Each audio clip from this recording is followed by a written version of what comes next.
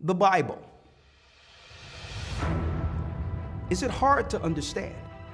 When it comes to reading the Bible, the first thing that comes to mind is the fact that this is the Word of God. The seals have been broken, and the truth is here.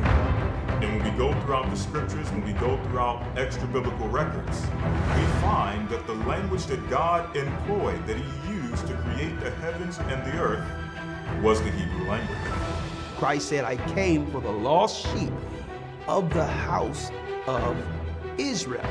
But yet no one, no religious leader, no religious church out there anywhere can now identify the 12 tribes of Israel. Can we? God is quite simple, but it seems as if man makes understanding Him hard. What are those mysteries? The truth of your book and the truth will make you free. The Hebrew and Bible Academy. You're invited.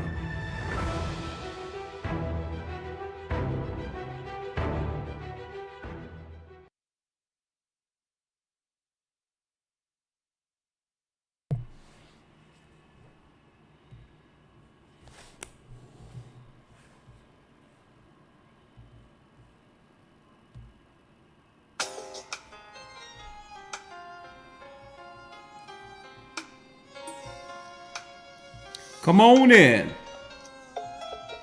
Shalom, shalom. The east is where we're from. Come on in, brothers and 12 sisters. tribes of Israel. Come on. Hit the like button. 721 BC. The Assyrian king, he took us down, we fell. When the great escape we went through the Euphrates. Hit the like button, brothers and The sisters. Lord held the water still. He held the water still. How you doing, Kim? How you doing, family? I see you all out there. We went. D. Morgan, how are you? The 12 tribes of Israel. That's who we be. Manasseh, the Cubans, Ephraim from Puerto Rico, Nepali from the islands of Hawaii. The Lord is calling back Israel. Calling back Israel. From Panama, Come on in. Blessings. Simeon, the Dominicans, the highest gathering Israel. The Arabs and Africans told us.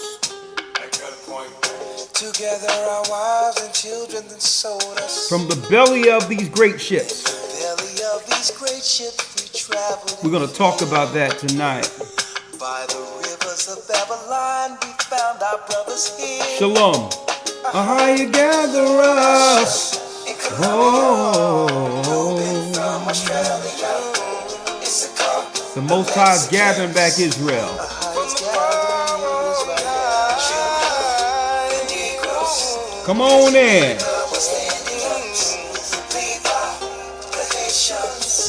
How you gathering Israel.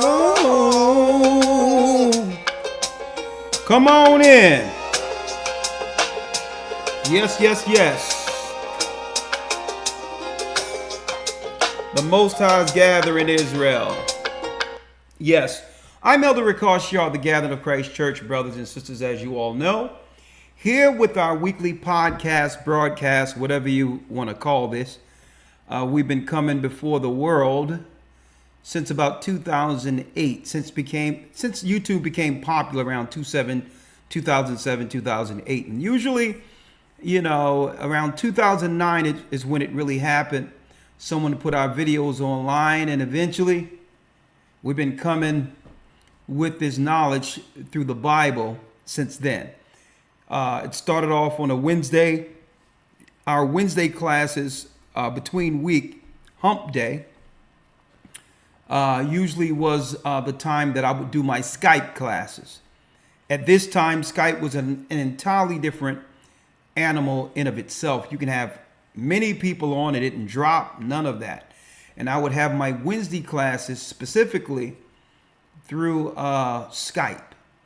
And what we would do when the church first began around 2008, 2009, every lesson I would do, whether it be on the street through the Spirit of the Almighty, or whether or not it was a classroom teaching, this was before live stream and all this with YouTube. We had to upload the videos. Usually it started off in 10 minutes increments, right? I don't know if you all remember that, when the videos used to be 10 minutes maximum, and you would need part 1, part 2, part 3, or whatever the case might be. That's how long we've been doing this through the Spirit of the Almighty. And through that small work, Skype, YouTube, the Most High have allowed this church to go throughout the four corners of the earth, baptizing Israelites as well as Gentiles in the name of Christ through the true doctrine that was lost and or hijacked by the Romans. And now here we are. Here we are, full circle. Went around the whole earth, setting up churches throughout the four corners of the earth. Okay? Through the Spirit of the Almighty. And it's been a journey.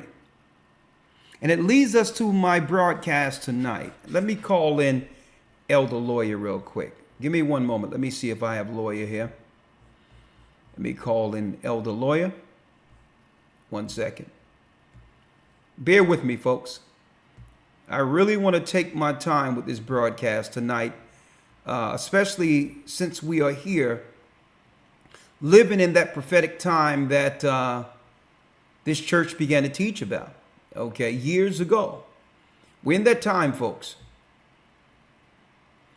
And the enemy is in panic mode. He's in panic mode. And there's a lot of, I would say, shrapnel or collateral damage that will come from this war. And it's really aimed towards getting rid of us. And this is why it doesn't matter what happens in the earth. It doesn't matter where it is. Somehow they'll try to tie us into it. Even though our people are barely surviving here in the Western world. We can barely, we don't know our left from right, up or down. But still they're trying to geopolitically tie our people into this war. And I'm going to talk about that tonight. Hold on. Let me get in Elder Lawyer here. 1 second. We're going to talk tonight. Speaking of Skype, let me bring Elder Lawyer.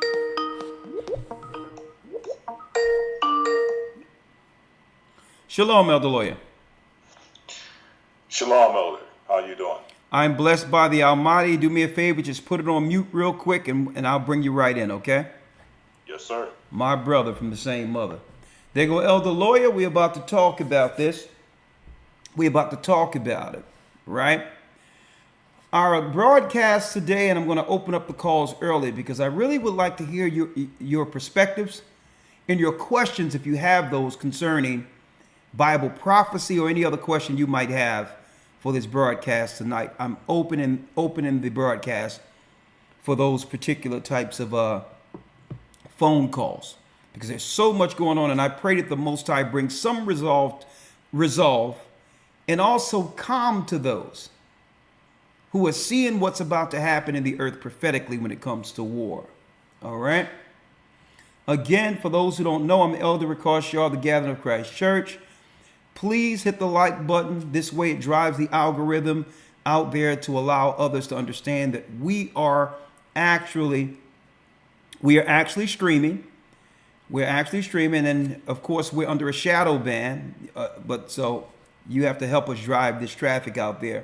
And make sure, brothers and sisters, to like, share, subscribe, check YouTube after this to make sure you weren't unsubscribed, and tell others about this particular broadcast. All right. Our topic today, prophetic wars. Prophetic wars. Prophetic war to end all wars is here. The prophetic war to end all wars is here. And we're going to talk about that tonight and what this war coming, or the war we're actually in, the world powers have moved America into could be the beginning, and I believe it's the beginning of the last war. And we all need to know, understand prophetically, geopolitically, what that means for us. Okay? And I hope to quantify that in the broadcast today. But before I do that, let me let you know that we're going into week 4. Week 5 of our Hebrew and Bible Academy into the second quarter starting this coming Sunday. Okay? Again, we're going to have man's purpose, God's wisdom intended for man. And when I go into that lesson, I'm going into the 7 biblical laws of power. Okay? The 7 biblical wisdom scriptures. Okay, so that our brothers can obtain our true purpose according to God. And I've quantified that into 7 parts. All right, even though it's going to become a part of a 50 audio book series, I wanted to have that 7 we have for the men before I have an entirely different lesson together for the women in their role according to those 7 for them. All right, for our sisters. So I want you all to know that I'm excited about that. I'm chopping at the bit to get at that, because sometimes we just need a simple outline. What must I do? What is my purpose? Okay. At least give me a starting point so that I can actually, through that starting point, have a set foundation, a sound foundation under God, under the Most High, according to His expectation. And then after that, I can build everything on that, right? Starting with my unique gifts that no other have. Keep in mind that we all are members of the same body, but with unique talents. So sometimes people get frustrated because they know they have a talent and they want to exercise that talent, but sometimes you have to build that foundation first. And this is why Paul stated that we must wait on our ministry. Sometimes you will run the race not realizing it's not about really what your talent is, because you haven't built a foundation to springboard from. And sometimes people get frustrated. They believe I'm being held back or whatever the case is. No, patience is part of that foundation block.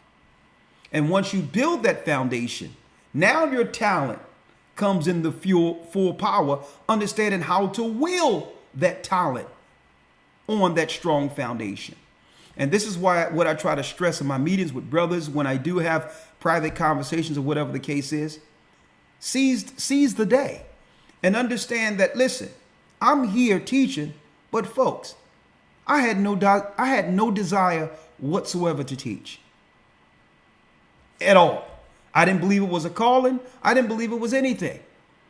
Okay, when I came into the knowledge of the truth, the early 90s it was, okay, there was teachers in place already. The only thing I was looking at is how can I assist them in fulfilling their work, teaching and all that. So they were already doing it. I'm like, well, okay, let me look for areas where they may be lacking, in areas that I can help them behind the scenes. Not lacking, but what can I add to them to make their burden easier to go out and teach, because they were the teachers. So I said, okay, there's no sewing department. Let me jump in there and learn how to make clothes. Let me clothe the saints. Okay. And I said, okay, there's no video or audio department. Let me stack some video VHS tapes together and videos on top of each other, video stacks, those big, y'all remember those old VCRs, and just dub tapes all day, cassettes and videos, and I'll just make sure I broadcast and give out tapes or sell them that way to build the department to actually help the teachers. So I didn't have no desire to be a teacher, but the Most High seen something that I didn't see in myself, but I knew it was my time to learn and build a foundation so that when the Most High do release you, right, you have the aptitude, the understanding, the patience, and the know-how to do the work of the Almighty without getting burned out. You understand that it's a pace, and that pace started from the beginning. And I like to encourage brothers not to get sisters and brothers and sisters who have great talent. We all have, separate gifts by the Most High, not to get frustrated if you feel or think that you're being, held down or not recognize, the Most High recognize you. He see you. And if you let patience work its perfect work, guess what? No one can stop you anyway. The Most High is going to release you. And I want to tell brothers, I want to talk about that in the second quarter of this academy, breaking down building with a wisdom foundation. Building with a wisdom foundation. We're going to go into that with brothers and sisters. And wait on your ministry. Understand that, guess what? The Most High is perfect on how he wants to utilize every individual. Okay, and when it's your time, believe me, no one will be able to stop you anyway, right? So I'm gonna be talking about that. Because sometimes people will run with their gifts and all that and burn out. Why? Because you're only applying your know-how without building a foundation to sustain and run the race. Okay, you're so busy on the talent that you perceive is your gift, when these are the talents you've had naturally, that the Most High have given you just to operate within the world in general.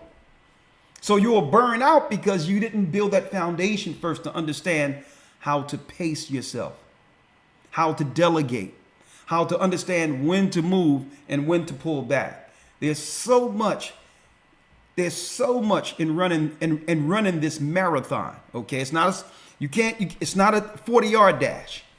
Okay, so I wanted to talk about that. We're going to talk about the purpose of a woman, the Holy Spirit, how to apply the law of Moses through Christ, and the judgment for rebellion. We're going into all the extra biblical texts to break down the fact that hell is a real place. Okay, hell is a real place. And reincarnation and all these different variables of what happens after death were actually calculated lies by the Satanists themselves. There's no such thing as reincarnation. And we're going to prove that. And if you believe in reincarnation, then you are against Christ, because you are doing what? You're downplaying and disrespecting the resurrection. Okay, Christ didn't just lay down in the ground for 3 days and come back up 3 days later. Okay? He was doing something during those 3 days somewhere. And if you don't understand that, you don't understand judgment and the resurrection. It'll fly right by you. Okay? So this is why, if you do believe those types of philosophies and theories that have been out there for thousands of years, you must learn again. And there's nothing wrong with that, because, believe it or not, I grew up in church understanding fire, brimstone, hell, the judgment, Christ, the resurrection, and all of that, and who he's going to judge. I didn't have that fallen angel portion, but at least Christian churches taught us about the damnation of hell and of how not to want to go there, right? So, but if you're teaching hell doesn't exist, then you're not setting your life for the what? For the life to come, or the afterlife. You're not preparing your life for what happens afterwards. Big mistake. Big mistake. So I learned that in church, but when I became an Israelite, I was a part of Israelites who was dealing with different doctrine. Even though they understood we were Israelites in the history of Israelites, and man, I sucked that history up. I learned because I was a history buff already, right? So in school, I loved history. So when that thing came together with the Bible, I'm like, man, it fits like hand in glove. But then I picked up false ideology where they were teaching reincarnation, that, that Christ came here 5 times, Melchizedek, Adam, Isaac, and, believe it or not, Isaac, and all this other stuff, right? Solomon, they claim Christ was Solomon and reincarnation. So all of this led to a lot of false doctrine. And, I don't blame those teachers, because this is what the understanding was given to them by their teachers. So I don't blame them. Okay? But all in all, it's wrong. It's wrong. So I have to show the true understanding of hell so that we can understand what happens after this, and its significant part of prophecy when it comes to the return of Christ. Okay? The resurrection of the dead and all of that is actually part of Christ's return. And I'm going to talk about that using extra biblical text in this academy. And if this interests you, go to historytimes.org. Now, before I go in, just one other thing I would like to touch upon. One other thing I would like to touch upon real quick is that we had a lesson, Who's Edom, where we went into who the modern day Europeans are in history and all of their conversions, right? We went from Genesis 27, where our father Isaac gave a blessing to Esau. Okay?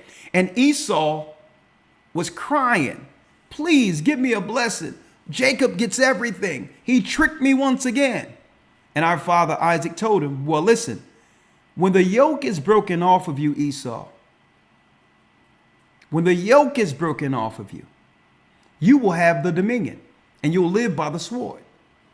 So through Israel's sin, through our sin, the Edomites gained power over the earth.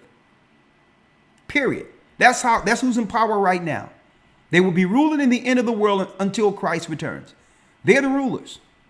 And they've been following us from one empire to the next, conspiring to destroy us. We even went into Zepho, Esau's grandson, that's written of in Genesis 36 and also in the book of Jasher, who's actually buried right now in Cyprus, in Ayanapa, Cyprus. I know. He also became what? He also became one of the gods in the Greeks' pantheon by the name of Janus. Janus. The Cypriots, till this day, hold Janus as one of the original, what? You got it, founders of their kingdom. Janus is a god who was Esau's grandson, and this is when they went over into Europe. And what happens? Not only did Zepho, Esau's grandson, become king of Cyprus, he also became king of Italy, built a palace there, and that's your modern day Vatican. It has nothing to do with Christ at all. So that's when Esau began to operate with a Canaanite religion he learned from Mount Seir. And Zepho is part Canaanite, Hamite. So Esau today isn't all European. I'm speaking of the hierarchy, like the high families who rule things today, like the Rockefellers and others. They are part Isaac or Abraham or Shem, and they are part Hamite through the Canaanites. And these are your rulers in the Vatican today. Also, Janus had a secret door at the Vatican where he would open that door, where Satan would appear to guide him on how to set up governments and to eventually rule over his brother Jacob. I'm breaking it all the way down. Now, that's ancient history. Okay? Esau isn't European at all. The original Europeans were Asians, the Prophetic people. Then later on down the line, while Zepho was setting it up over there, you had Amalek, who was working on in the Middle East to try to kill us coming out of Egypt. They were killing our women and children and elderly, being cowards as they are. In the back of our caravan, cowards weren't willing to face the men who was in the front. And the Most High said, write a memorial for Esau. Put it in a book that he will blot them out of existence. And those same Edomites that we're talking about became Idumean. And during the time of Hyrcanus, during the Hasmonean dynasty, converted into Judaism about 130 BC. From 130 BC, they became no other but, as the Josephus says, they became Jews in the Josephus, one of the first conversions from Idumea. And it wasn't just them. There were Arabs there also who converted into Judaism. Okay?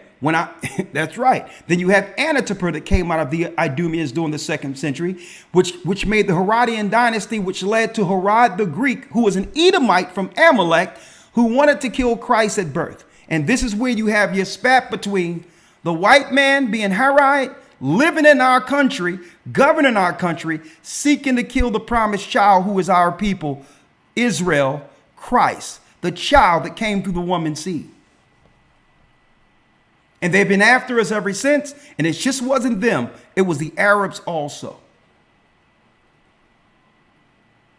So once we fell in 70 AD, something happened. That satanic castle from Italy, pagan castle, Canaanite, Babylonian castle, infiltrated and used our religion, using Christ as a vehicle to teach his doctrine, this satanic doctrine that would bring the world under one religious order. We ran into Africa. We started scattering into other places. We went into Timbuktu, build our cities, the Israelites, until Arabs found us in Timbuktu, reported back to Esau, and began to conspire against us. Eventually, the Arabs and Esau together conspired to do what? To break down our tribes in Africa and others, and use systematic war tactics that would do what? That would mean in order for us to survive in our country, we would have to give over the, I would say, less desirable of our people, criminals or whatever the case is, to what? You got it, to start a slave market, which eventually became the transatlantic slave trade. Now, at first it started with negotiations of those that our people didn't want. But eventually it turned into a market where Israel would come to the Americas. Into the Americas today, the children of Israel will find our other lost brothers here, the Hispanics and others. And the Most High, through the Spirit of the Almighty, would gather us together in this same land to understand that we aren't minorities. We are, in fact, the true tribes of Israel, according to Bible prophecy. And the Edomites got us on one side with false Christianity, and the other Edomites, Amalek, got us because they came bearing our Torah. And then you had Ishmael coming under Islam, which is Persian mythology, another form of paganism. And they all surrounded us with their false ideologies, seeking to keep us from ever realizing that we are, in fact, the children of Israel. Now, here we are today, living prophecy at the end of the world.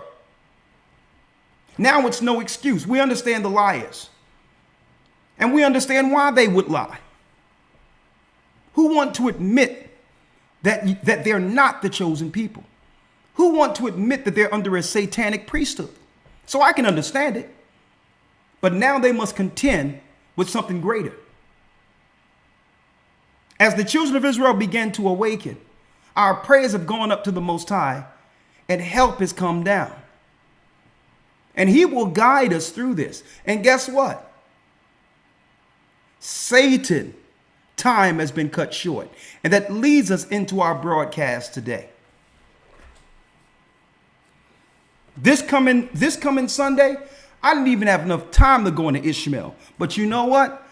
I'm going into a new lesson on Ishmael, the Arabs, that have never been taught ever in the earth. This coming Sunday. And this particular lesson will be posed as a question. Here's the question. Is Islam Rome's secret weapon? Is Islam, the Arab religion, is that Rome's secret weapon against us? We're going into it. We are going into this in the academy. Islam exposing its true origin. You don't want to miss this. You don't want to miss it. You don't want to miss it. And I'm going to start off with what? I'm going to start off with the dark, untold story the Arabs have tried to erase. I'm going to start off here. I'm going to start off right here. Fair use. The 25th of March was, as usual, commemorated as the day Britain officially abolished its slave trade in 1807. But how many recall that Arab slavers were the first and last in modern times to ship millions of Africans out of the continent as slaves? The Arab history of anti-black racism predates European anti-black racism by several centuries. The early Islamic Empire exhibited all the characteristics of anti-black racism, and blacks suffered the lowest form of bondage. Europeans took photographs of chained black Africans. Now, why am I going there? Man, it's going to be a great lesson, folks, this coming Sunday. It's going to be a great lesson. I have to go into it. Because they playing us from either side with this theater. Who do you support, you blacks in America? We're the children of Israel. Who do you think we support? We support the lost tribes of Israel. We're not into your theater. Okay? Because we understand that Ishmael has characters too. Right? CNN. They coming into showing us what? People, hostages from America and all this other Hamas and all this from the theater. And we're going to give that context, not just today, but this coming Sunday. Even my lesson, the Sabbath, is going to hit it too. But let me tell you, it's all theater as far as I'm concerned. Because as far as I know, Ishmael is playing one side and Esau is playing the other side. The old good cop, bad cop scenarios. And try to draw us in as if they both haven't warred against us. So we're going to talk about that and more. Brothers and sisters, you all support this academy? Let me tell you, wait till you see this Sunday what they're really worshiping in Islam. They've been tricking us the whole time. Conspire against us the whole time. That's right, social engineering, bringing people over, coming into our neighborhoods, disrupting our neighborhoods, folks. Disrupting our neighborhoods. They would hit and hide their hands. And as soon as we figure it out, they'll come with something else. And it's Esau and Ishmael conspiring at the helm. And I'm going to talk about this in a moment, real quick, Elder Lloyd. I'm going to bring you in. Right? We're going to talk about this. Right? Let's break it down. Before I break it down, let me show you something. Right? Because this coming Sunday, we also went into Esau being a Canaanite worshiper. A Canaanite religion, Moloch child sacrificing, ritualistic evildoer. And that what's systematic in the Canaanite religion, when you research it, folks, is causing serious mental disruption of a society in order to to get priests and psychologically damaged children into the priesthood. Their priests and priestesses are a product of broken family. See? Because usually Moloch requires sacrifice. But Esau had a problem under the Canaanite religion. 9 times out of 10, he would have to do what? Sever out the low in his society to sacrifice them to the gods,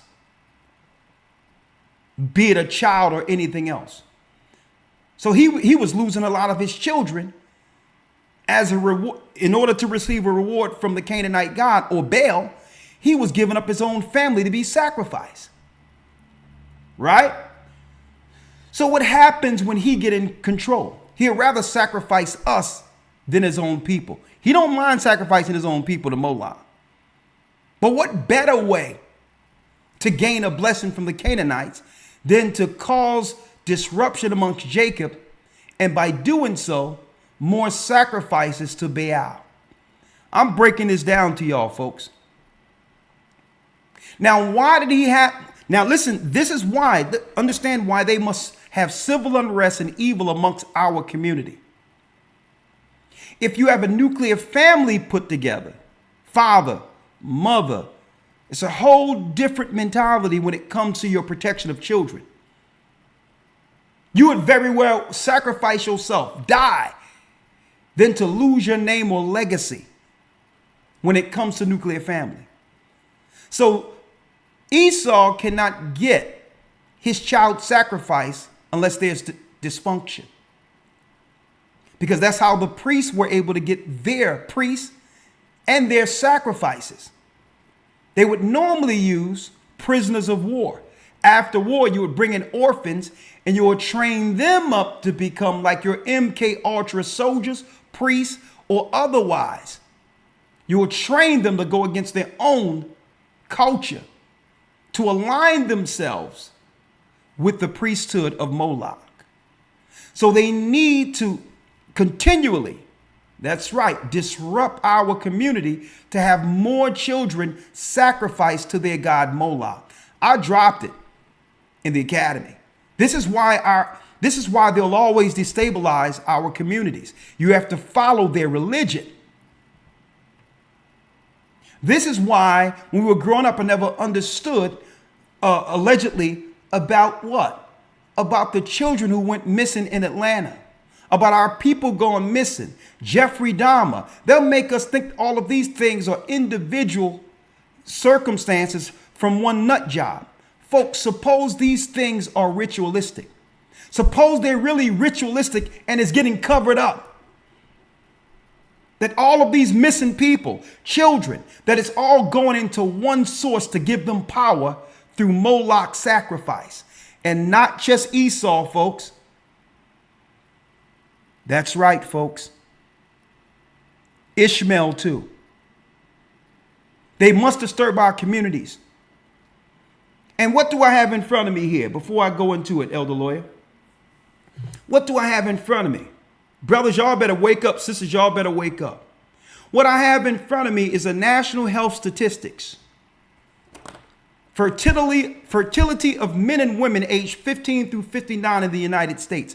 A natural survey of family growth, 2015 to 2019, up until, and I have another one. I have another one here. Excuse me. I have another one here from the CDC, 2011 to 2015, and I got other charts. Folks, you know what's tripping me out in these statistics? And if I have time, I'll go through this during the phone calls. Elder Lawyer, you there? Yes, sir. Well, Elder Lawyer, I went through the statistics here. And I went into the Canaanite sacrifices, how they would destabilize families to take orphans at every war so that they can train them up to become Manchurian candidates and faces that can be utilized politically and culturally against their own people. So they will train these children to be politicians, priests, and all this, but they're really a cover for the government, using the face of the same cultured people to infiltrate through espionage other countries. Right? So I started looking into this and I say, hold up now. How many years have we had this social engineering with them bringing other people into our country to quote unquote work or set up businesses? Well, Elder Lawyer, in these statistics, in these gaudy statistics, the math wasn't mathing. In these gaudy statistics here, through the CDC, Elder Lawyer, the math just wasn't mathing. Because what I found out in these gaudy statistics was that when it breaks it down to demographics of men and women, every race, be it Latino in America, whites, Latina or whites in America, as they call it on these gaudy statistics, their men have more children than their women. I'm talking about, check this out. Their men have more children than their women. Right? Here's the women. If you look at any race, I'm going to give an example. Just showing here, white single race, 34 million, right? During that time period, right? Because we are a quote unquote so-called minority in America, 8 million. 8,407,000, right? You have to multiply it in the thousands. Then when you go down here to the women, you see here, let me show you here. Number of children born to women aged 15 to 54, right? You look at their women, 34, right? That's the women there, right? Now look at the men. Let me get the men.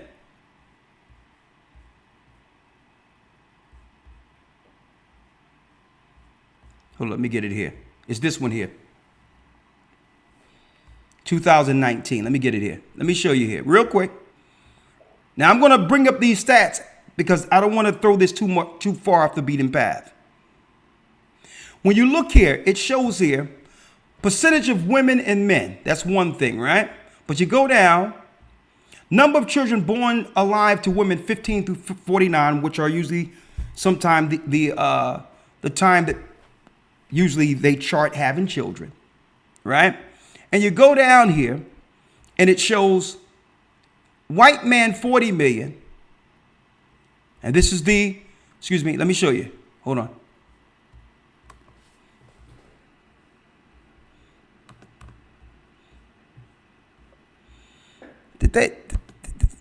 Look at this, it's grayed out here. Hold on. I'll bring it up afterwards. This is weird, Elder Lawyer.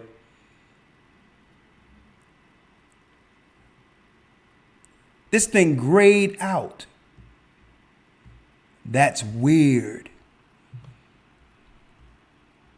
Well, I'll bring it up. Don't worry about it. I'll bring it up at the end. I'm going to bring it up at the end of this broadcast to show you where I'm going at with this, right? Okay, here it is here. Okay, that's number of children born alive, right? Here's the number of biological children fathered by men aged 15 to 49, right? That's the men, right? 40,635,000. Black or African American single race, 8,703,000, right? Then you go down here, if they will allow it. It keep graying out. Don't worry about it, folks. Believe it or not, it was working before I came on here. But don't worry about it. I'm going to put a new sheet here and I'll deal with this at the phone calls because I don't want to lose the time. But let me show you what I figured out that the math just isn't mathing, Elder Lawyer. Right? This is weird that it didn't show up. Don't worry about it. In the break, I'll straighten it out. But in the math, Elder Lawyer, look at this. It's still gray. Tell me that's not weird. Don't worry about it. I'm going to print it out and take pictures of it. All right? Don't worry about it. But in a nutshell, for the sake of time, Elder Lawyer, what is showed that in our community from that time period, we're the only blacks, Judah in America, we're the only demographic where the women who are single have more children than the men who are single. When you put men all together, that's one demographic, and the single men have more children on that chart. Whether it be white, whether it be Asian, or whether it be Hispanic, the men have more children than the woman. Right? Now, there's a disparity here because only the blacks in America the men have less children than the women. But I'm gonna show you the math isn't mathing.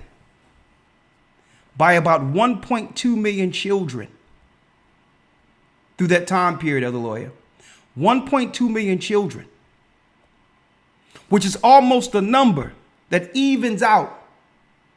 Listen, that evens out, that comes from the extra men outside of black men in the United States. It almost evens out. The extra children from white Hispanics and others, almost to the number, evens out to the extra children that are being reared in our community without a father.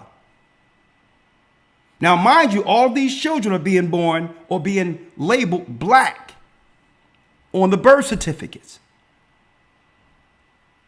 I need y'all to check this out. They're black on the birth certificate. But a lot of these children are unclaimed children that are being sired or being made by Arabs and others coming into our communities. And this has been quiet for a long period of time, but I have the data. And I can understand why the data, let me tell you, Elder Lawyer, the data is gray right now, but don't worry about it. I'm gonna fix this at the break.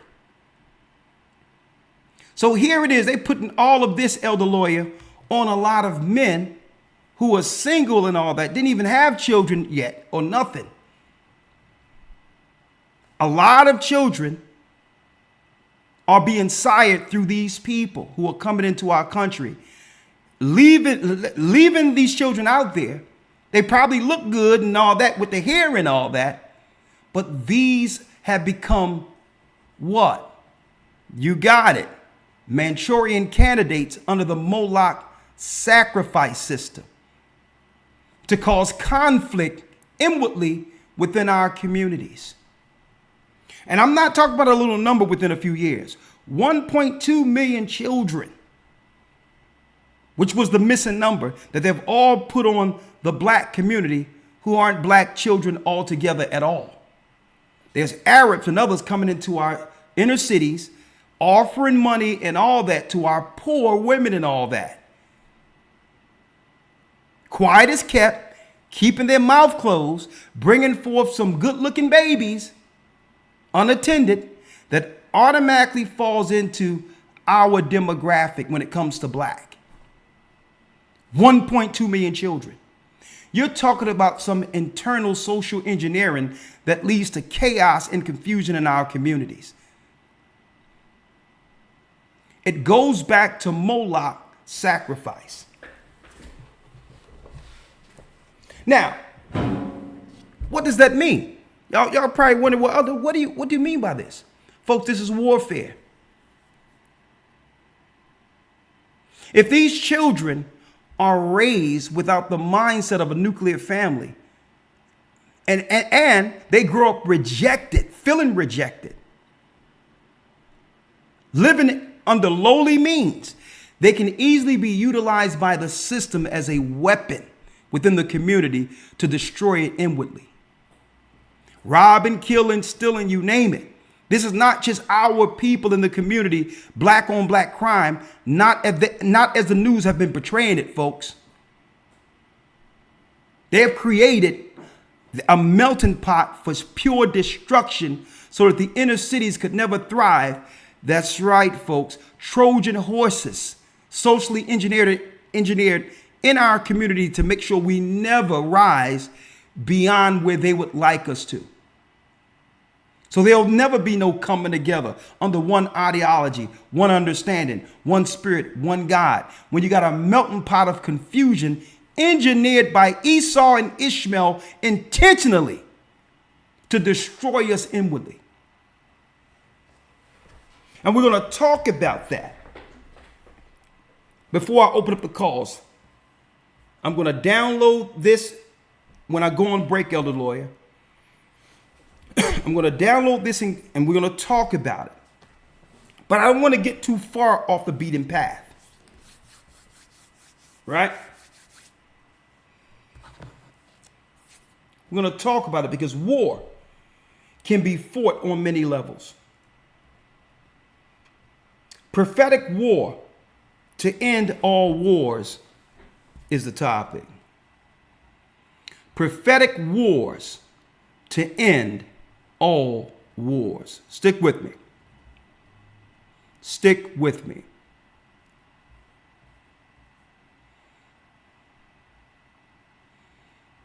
One second. Okay, let's go. Elder Lawyer, Elder Ramar sent me a video this morning. Right. And this particular video came from Jason Whitlock's channel. And I would like to give him full credit for this analysis, right? Because it seems as if there's some rhetoric out there that's being pushed in the news that's seeking to have our people take a side of this war, when according to the prophecies, we had nothing to do with either side of this. Really, the war is all of them against us. When you look at Jacob's trouble in the prophecies of Jacob's trouble, right? Now,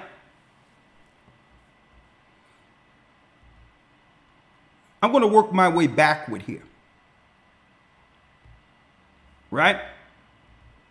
Fair use, because let me mention that Jason Whitlock raised points for a good discussion. Okay, let me put fair use here. And when you all get a chance, brothers and sisters, go and support. Go and support and look at this particular broadcast Jason Whitlock just did. I'm going to show you how deep this is, lawyer. This is how deep this is. When Ramar sent me this video, it was after I've seen the whole episode. Ramar sent me this video around 7 this morning, 7:30 on my phone, and I answered him back. Right? Here's the message. Now, some people might ask, well, real quick, when I go into the demographics of all these different children that are being sired by these other nations, they might, well, what is the significance of that? What does that have to do with it? Anything? Well, you have to realize, brothers and sisters, understand what a race war looks like. If you can come in and bring your own children amongst another race who will grow inherently against that race, that will actually what? Create a toxic environment where children are fighting against each other, and people don't even realize it's because they're from different families of the earth. And these families have always warred against one another. Right? So you have nation against nation growing up amongst each other, believing they're the same people. While Esau and others go and have their families separate and their communities separate, so to not be what? Affected by the social engineering that they know leads to total degradation and destruction. That means these people could never get on code under one race, one religion, one belief of God. They're confused. So if they can't come together under that, these people don't stand a chance. They have no direction, no culture, no name that would give them pride to uphold.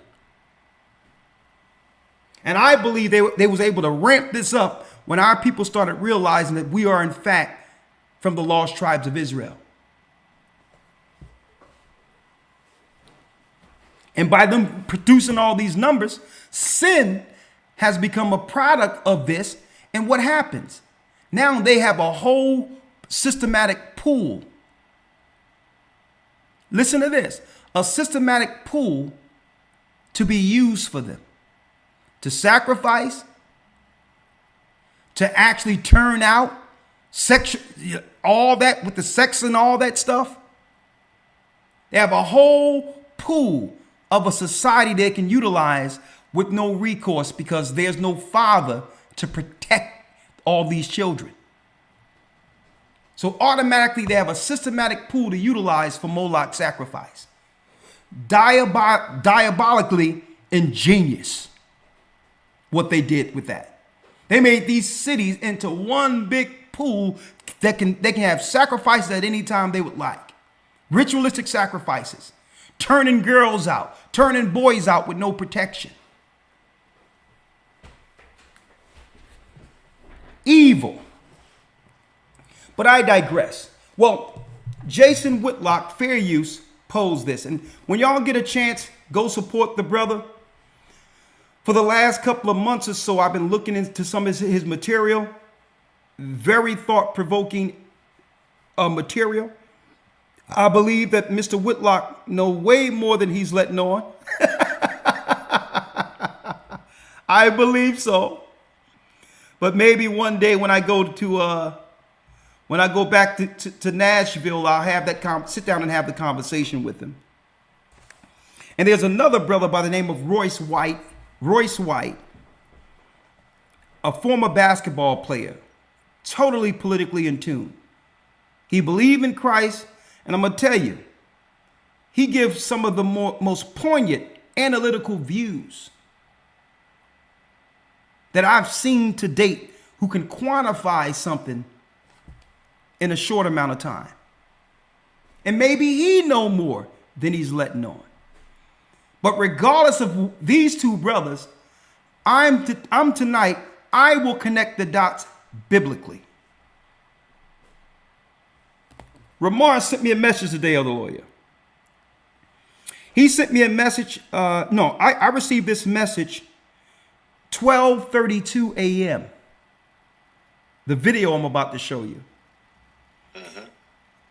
And I responded back to Elder Ramar. I just seen this Whitlock episode 5 this morning on my phone.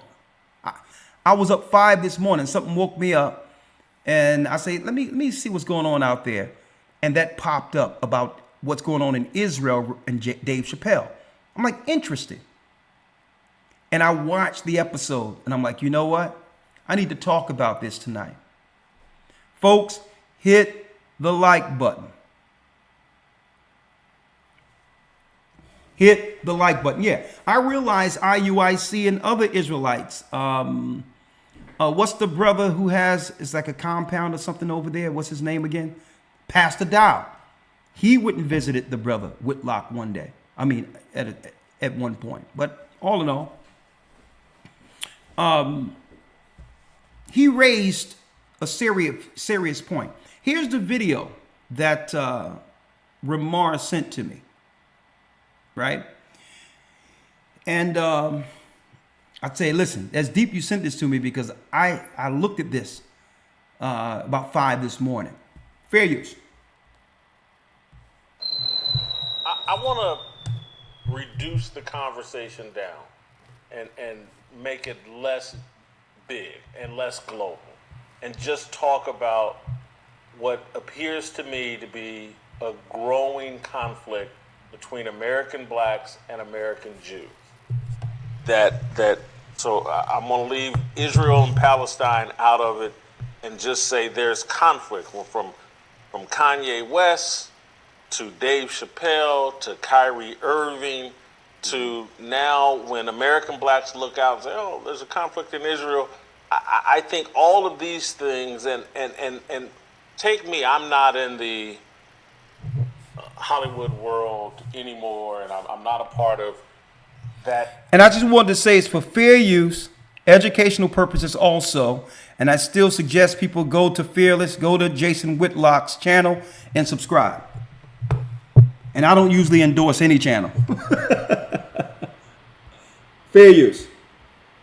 These things and take me, I'm not in the Hollywood world anymore, and I'm not a part of that form of the entertainment industry.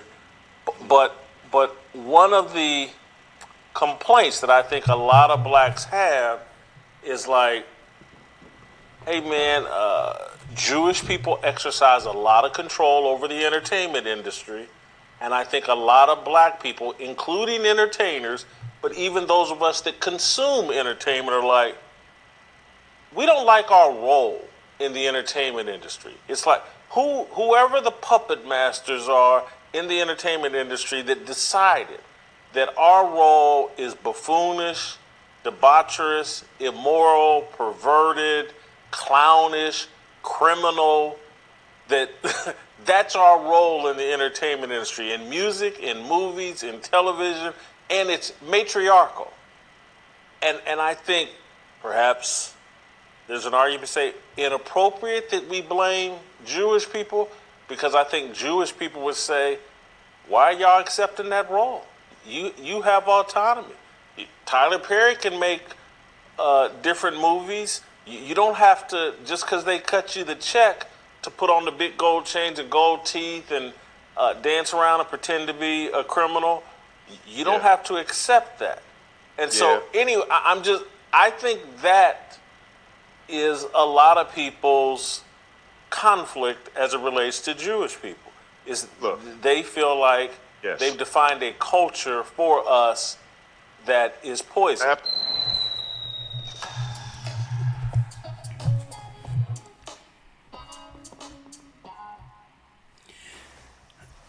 He made a different assessment that was quite interesting, Elder Lawyer. Right? And I think we have talked about it before, but I like the way he posed it. Because he posed it in the frame of conflict. Is there an unspoken conflict between Jews and blacks, unspoken in America, and why can't we have that conversation? Because obviously there's something to it, probably, right?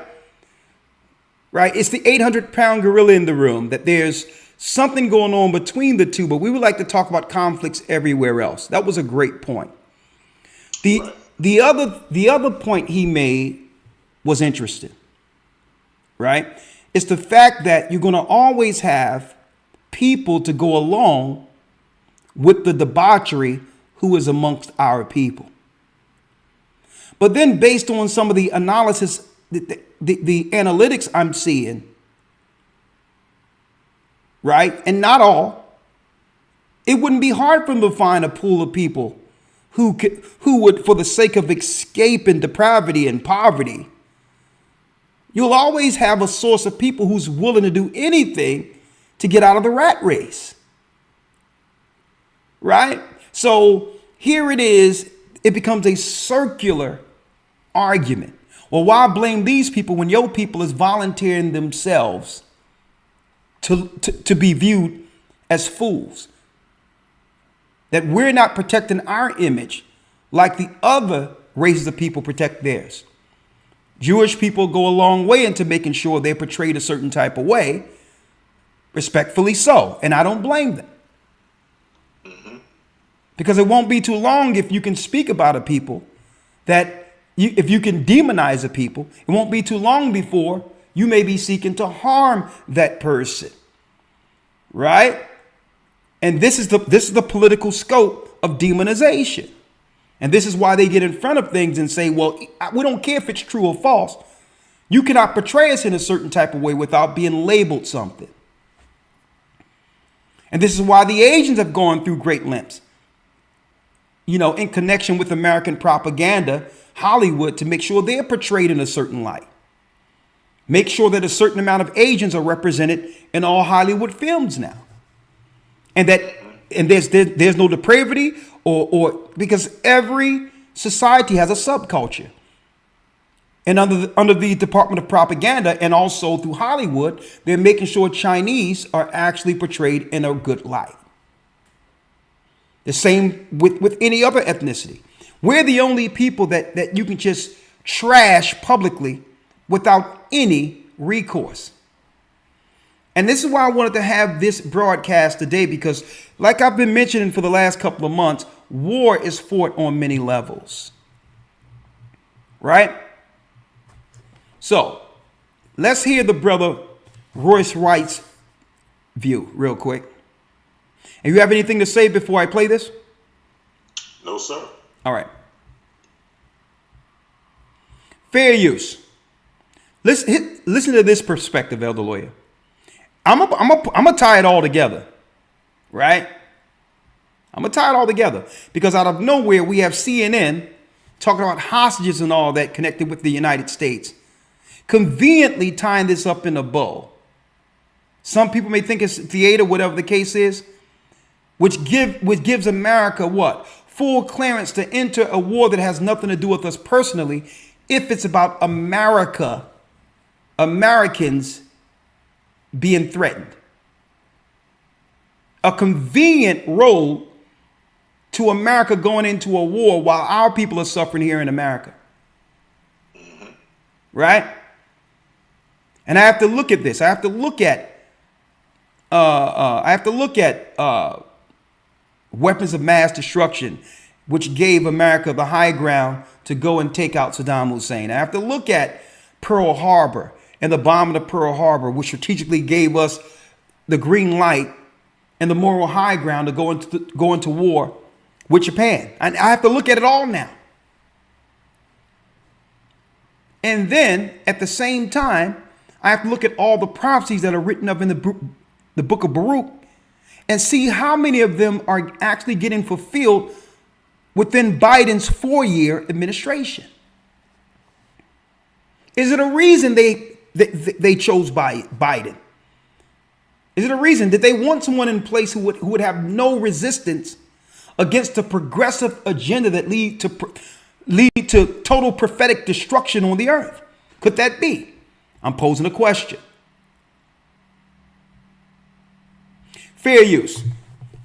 I need you to hear this analysis real quick, Elder Lawyer. Brother Royce White. Very, very poignant analysis here. Their positions. I'm trying to understand it, and that's why I wanted to have hit the like button for me with you. And so I'll just start with a simple question: why are American blacks siding with Palestine?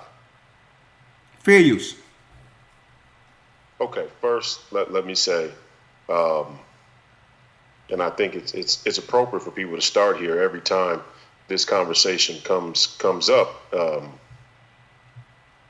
My thoughts and prayers are with all the people affected by this conflict, by war. There in the Middle East, but anywhere in the world, war is usually an endeavor of kings and kingmakers and political agendas of political elites or institutions. And it's very rare that a populace or that the people are really the perpetrators or benefactors of war. And so to start, I asked the question, cui bono, who benefits in this situation? There's a few answers. There's who benefits right now, right there in the Middle East. There's who benefits here in America. There's who benefits geopolitically all across the world. And all of them should be considered. All of them come into play. Right now, here in our own country, we know the military-industrial complex certainly benefits. They benefit, and even more so, the uniparty benefits. I know you want to maybe discuss Tom Emmer, and that's where that comes into play. But there on the world stage, there's a lot of people who could benefit. China could benefit, certainly if Iran backs Hamas and Iran provokes a war with NATO or the West, and China could potentially hang them out to dry, which it looks like they may in fact do. And if China hangs Iran out to dry, who ends up getting Iran in the end? Who acquires those natural resources? We give Iran as a tributary state to China the same way we gave Afghanistan to China. And people would look at that and say, well, why would America engage in a conflict that may surrender such a natural resource-rich nation to one of their mortal national enemies? Well, there are people in our country, there are people in our government who are very pro-China. And now people may look at that whole, thing I laid out and go, what does this have to do with Palestine and Israel? Everything. It has everything to do with Palestine and Israel. And we'll get to that in a moment, because the Uniparty and Tom Emmer and Biden and the Chinese dark money and the Russians and the Iranians, it's all on the bar now. I've been saying it. For all of those who say, oh, this is conspiracy theory, it's too much, it's too deep. We're deep in the water now, aren't we? I mean, we're about as deep as you could possibly get now. I'll answer your first question first, and then we can work from there. the Marxists, the communists, the intellectual academic from the universities, academics from the universities, this entire leftist BLM movement, they're wave riders. They ride the wave. They ride, especially the intellectual juice behind the movement. Now, the people on the ground are more or less brainwashed, and they go whichever way the mainstream establishment winds blow them.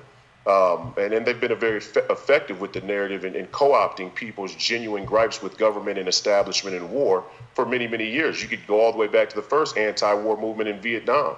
Were those hippies really, were those hippies in the 60s and 70s really protesting the war on a moral basis?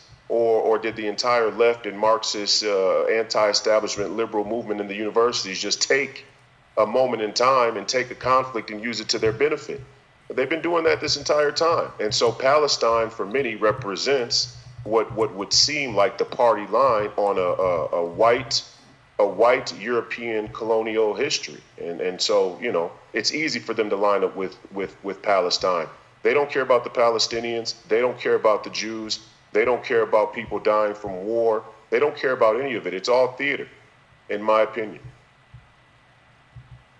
And so it sounds like you're suggesting that everything has been color coded, and you know, all conflicts, all disagreements are based on some kind of color arrangement that we've all decided on. Yeah. And everybody, the Jewish people are white, the Palestinian people are people of color, and so that's who I'm siding with. They have to be oppressed because most of the Jews that we know and recognize appear to be white. It's a very surface level understanding of actually who Jews are and who even Israeli Jews are. It's a very surface level. And so you just say, we've taken the easy route that we've been led to, and it's really, but take someone like, and I hate to suggest this, but I do respect Dave Chappelle's intellect to some degree. Why would someone like him, and maybe it's just as simple as he's had a lot of beef with Jewish people, his lawyers, the people in Hollywood, and so he has perhaps some animus towards his own personal dealings with Jews in the entertainment industry, and that may explain why he's siding with the Palestinians. Well, first off, I want to say I don't associate Dave Chappelle or Dave Chappelle's opinions with the traditional BLM's position on this conflict. And number one, I think Dave Chappelle is a great example to bring up because it shows the lack of coherence in their political stance or in their political narrative. In one sense, they want to be pro-Palestinians, but the Palestinians are, for the most part, Sunni Muslim, which reject all fundamental tenets of LGBTQism in their country. That aside, when it was Kanye West talking about this entire, black Jewish thing, or it was Kyrie Irving, the same BLM movement called Kanye West anti-Semitic because he supported Trump. So it becomes very clear that the BLMs of the world, the radical left's political position of the world, is predicated on national politics, national party politics. And so far as that ideology stretches to the far corners of the earth, they'll try and line up with any issue they can, any way they need to service their narrative and their storyline here at home. Dave Chappelle is not somebody who has been revered, supported, promoted, propped up by the BLM left mainstream media by any means. And now I will say that just because BLM has fallen on Palestine's side doesn't mean that that there isn't merit to the claims that are made about this conflict. Those are two separate things. And I want people to understand that your enemies not only will show up to your door, your front door, with a gun pointed at your head and announce themselves, they are also many masters of the universe, masters of politics and nations. They're also very brilliant in being able to identify a crisis and Trojan horse that crisis. And that's what BLM is trying to do right now with Palestine. The Palestinians ideologically and the BLM radical left in the West here aren't aligned on any basis other than America and the West and European colonial history is a net oppressor of black and brown people. And that's only half the story. Now, there is some truth to that, definitely. And it would be dishonest not to acknowledge the truth that lies in the narrative. And when the conservative movement cucks for the mainstream media by trying to take one side instead of acknowledging where there is merit in those claims, we empower the left to carry those claims to dumber, unbeknownst people that get their politics with French fries.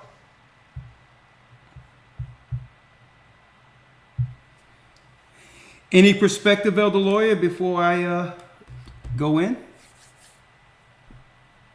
No, sir. No, sir. Go for it. Okay, thank you. Hey, I like to always open the floor because to you so that others be coming out, there are other nations, and sometimes they be sending messages or put a comment and believe that they say, what's up with the guy who don't say anything? Is he under some type of mind control? That's a good one. And sometimes I laugh at the comments, but no, your perspective is respected like all others, right? But Yes, sir.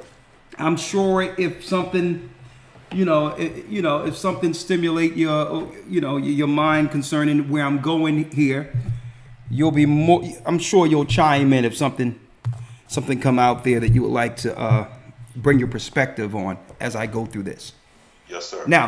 Now we hear what's going on politically, right? We hear that now Dave Chappelle have gotten in the arena supporting Palestine based on what they claim is a political scenario of probably some of what he have experienced in Hollywood, and also, viewing, the plight of our people. So he's, Dave Chappelle is just trying to fight for the underdog. I'm not here for him one way or the other, but I'm sure Dave Chappelle, if he ever run into this video, it would help his perspective, right? Because it's something that Royce White brought out in particular that was correct. What about the military-industrial complex? Who are they? How is it that it seems like we're told that China and Russia have separate interests on the surface, right? But then it's an entirely different scenario when they take over a country like Afghanistan and other, and then the world powers put China in power to begin to extract resources. So they're telling us one thing, but are they all together? Regardless of the political differences they're putting out here to us here in America, are they all together? Well, let me answer that. And we're going to show you where this goes politically. And of course, I'm going to bring it all around full circle. Right? What do we got here? Well, there's a pyramid. There's a pyramid that I had years ago that I broke down while I was over in the Middle East. And at this time, Elder Lawyer, is when the Muslim Brotherhood and others were dealing with civil unrest in Egypt, Libya, and all these other areas, right? It was about marching, Tiananmen Square and all these others in Egypt with the Black Fist well before Black Lives Matter, right? They had the Black Fist out there at Tiananmen Square. And what they weren't telling people in America is that this wasn't some organic uprising or civil unrest amongst the Egyptians. Okay, the Egyptians, a lot of these people are poor. So they were paying, and we know about this, some people, organizers, were paying Egyptian citizens money to get on buses to go into Tiananmen Square to make it look like some type of revolution. Right? So it was, you have to realize what was going on to understand what's about to happen here. Buses being bussed into Tiananmen Square. During George Floyd, many were being bussed into these areas, setting up tent cities and all these others in the midst of the coronavirus, right up until the time of the voting ballots and all these other things happening, right? But I digress. There's brotherhoods amongst all nations. Amongst the Chinese or the Asians, you have the Yellow Brotherhood. Amongst the Arabs in the Middle East, speaking of, that's right, the 12 sons of Ishmael, I'm going to talk about that this Sunday, you have the Red Brotherhood. It's a pyramid. But you got the White Brotherhood sitting at the top of the pyramid. The Great White Brotherhood, in belief systems akin to Theosophy and New Age, and said to be perfected beings of great power who spread spiritual teachings through selected humans. The members of the Brotherhood may be known as the masters of the ancient wisdom, the ascended masters, the church invisible, simply as the hierarchy. The first person to talk about that in the West was Helena Petrovna Blavatsky. After she had other people claim to have received messages from them, these included Helena Roach, Alice A. Bailey, Guy Ballard, Gerald Innocence, the Bridge of Freedom, Elizabeth Clare Prophet. Now, Elder, remember Elizabeth Clare Prophet, right? Elizabeth Clare Prophet was the Catholic woman, right, who started claiming that black people were from the seed of Ham. Remember that? I think you're referring to what is it? Anne Clare. But it's all connected because they got a family line of these families that deal with these outside spirits, right? Bob Sanders and Benjamin Creme. The idea of a secret organization of enlightened mystics guiding the spiritual development of the human race was pioneered in the late 18th century by Karl von Osterhausen, so happened to be Jewish. Now, this whole concept of a spiritual white brotherhood links back to the land of Canaan. So at the hierarchy, you got what? You got Freemasonry, White Brotherhood, you got the Yellow Brotherhood, you got the Red Brotherhood. You got all of these components operating in over the pyramid, all CNI in conjunction for the one world order, with the Israelites at the base being destroyed at the base of the pyramid. Right? Now I want to show something real quick, Elder Lawyer. Elder Lawyer, do you so happen to have your pseudepigrapha of the Old Testament? Yes, sir. I need you to get real quick. Let me grab it. Get 2nd Baruch, because we're going to quantify this of where we are. Are they working all together in collusion? And even if they are, what is the Most High doing through this? Someone says Guy Ballard. Isn't that who the conscious community get most of their talking points from? Yes. And yeah, Elder, I stand corrected. This Clear is the family member of that same family line.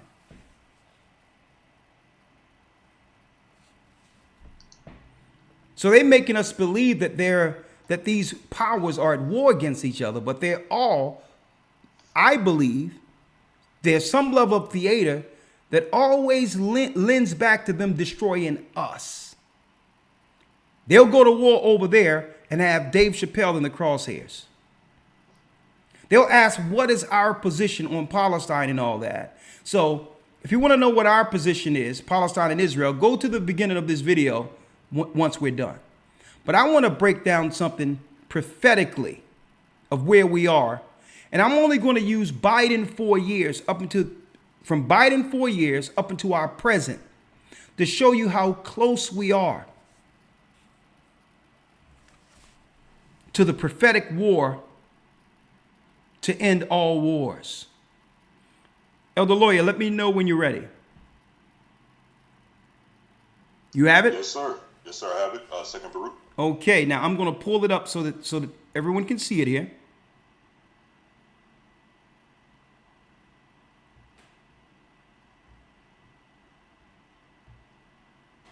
I got 2nd Baruch, Elder Lawyer, right? The Matter of fact, Elder Lawyer, let's start here. Right? Second Baruch,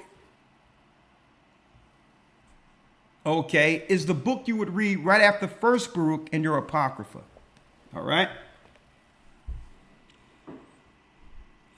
Elder Lawyer, let's start here. Let's read. Hold on. I have the actual one. Hold on. And what you all are looking at comes out of the pseudepigrapha of the Old Testament. Oxford, translated, R.H. Charles. Our Hebrew Records. That completes the Old Testament. All right. Let's give it context. Let's give it understanding now. The war to end all wars. Right? Let's start at 25 when it says, and he answered and said unto me. Yes, sir. 2 Baruch 25:1. And he answered and said unto me, Thou shalt be preserved till that time, till the sign which the Most High will work for the inhabitants of the earth in the end of days. This therefore shall be the sign. When a stupor shall seize the inhabitants of the earth. When a stupor shall seize the inhabitants of the earth. Now that's twofold. One is what? The spirit, folks, of pure ignorance. You'd have someone in a position of, how can I put it without offending? Who is not totally mentally inclined to lead. But then you look at stupor in the earth and it has another word. Sickness. Okay, so it has a mental component, ignorance, and it has a physical component, sickness. So that would be a marker or a sign according to Baruch, a stupor, right? We would begin to ask, what type of people who, as a nation, would have elected such an incompetent leader in such a time as this? And I'm just generalizing here. I'm not speaking of anyone in particular. Because what? Who you put in position represents what? The strength or weakness of the people who have put him in office. Okay, that symbolizes the strength or weakness of that nation from an outside perspective. So it tells us here. Where you at, Elder Lawyer? 25:3. Let me read it here. 25:3. Let me blow it up here. There shall be the sign. Start where you were before, Elder Lawyer. Yes, sir. Verse 2. This therefore shall be the sign. When a stupor shall seize the inhabitants of the earth. A stupor, okay. Ignorance, unqualified, and also what would come with that unqualification in the future, this time period, this sign. And it also reflects its population of the world. Stupor. Ignorance, not too intelligent, and sickness. Read.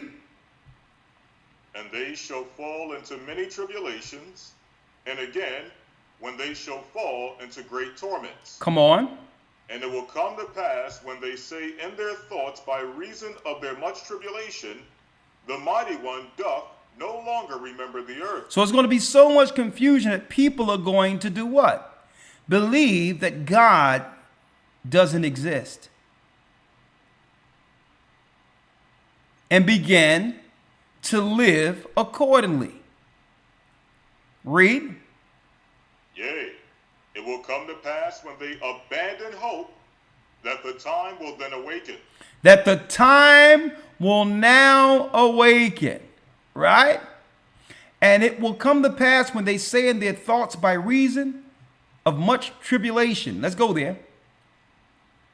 It says, and I answered and said, What verse are you at? going into 26 and 1. Read. And I answered and And said, hold up. Before you do that, Elder Lawyer, because I'm still moving this around here. Yes, sir. Yes, it will come to pass when they abandon hope, when all hope is lost, when people have given up hope. And I believe with our people, Obama was really the last hope we had in any belief in this system.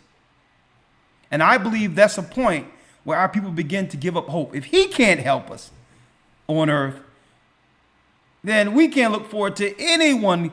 There's no one going to be in office who could have done what he would have done for us. So I think that's a key point in this when it comes to last day prophecy, if we want to put it in the perspective of modern day politics. He gave us that last gasp of hope in the system. And once he gave all rights to homosexuals and every other group, our people began to do what? Give up altogether. Not publicly, they didn't say anything, but the hope in the political system doing anything for us, was totally diminished in the eyes of those who thought that there was someone in office who would care for the plight of our people. And it says, it will come to pass when they abandon hope, that the time then awake. What time? What time is it talking about awaking? The time of the prophecy, folks. And guess what? This is the time that you need to be what? Fully woke. Not according to the political definition. At this time will then awake. The time it's speaking of prophetically.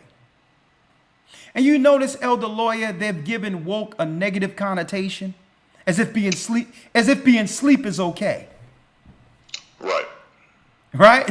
It was okay when everyone was asleep and ignorant and dumb, wasn't looking to what was going on. Right? But I digress.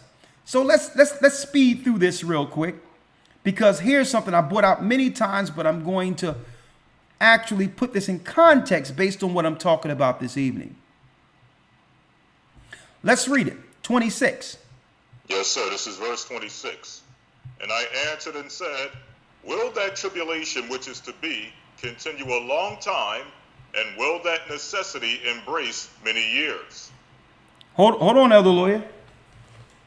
I'm going to put you on here real quick. 1 second.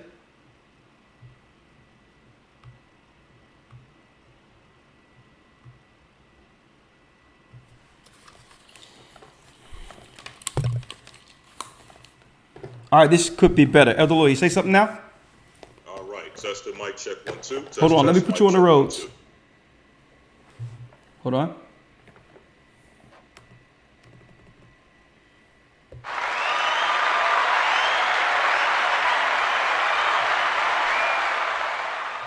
Hold on. Roads. All right, say something now, Elder Lawyer. All right. Mic check 1, 2. Test, test. Mic check 1, 2. Again. Testing, testing. Mic check 1, 2. Test, test. Mic check 1, 2. That's excellent. Now let's go. Let's go through it. Yes, sir. 26 and 1.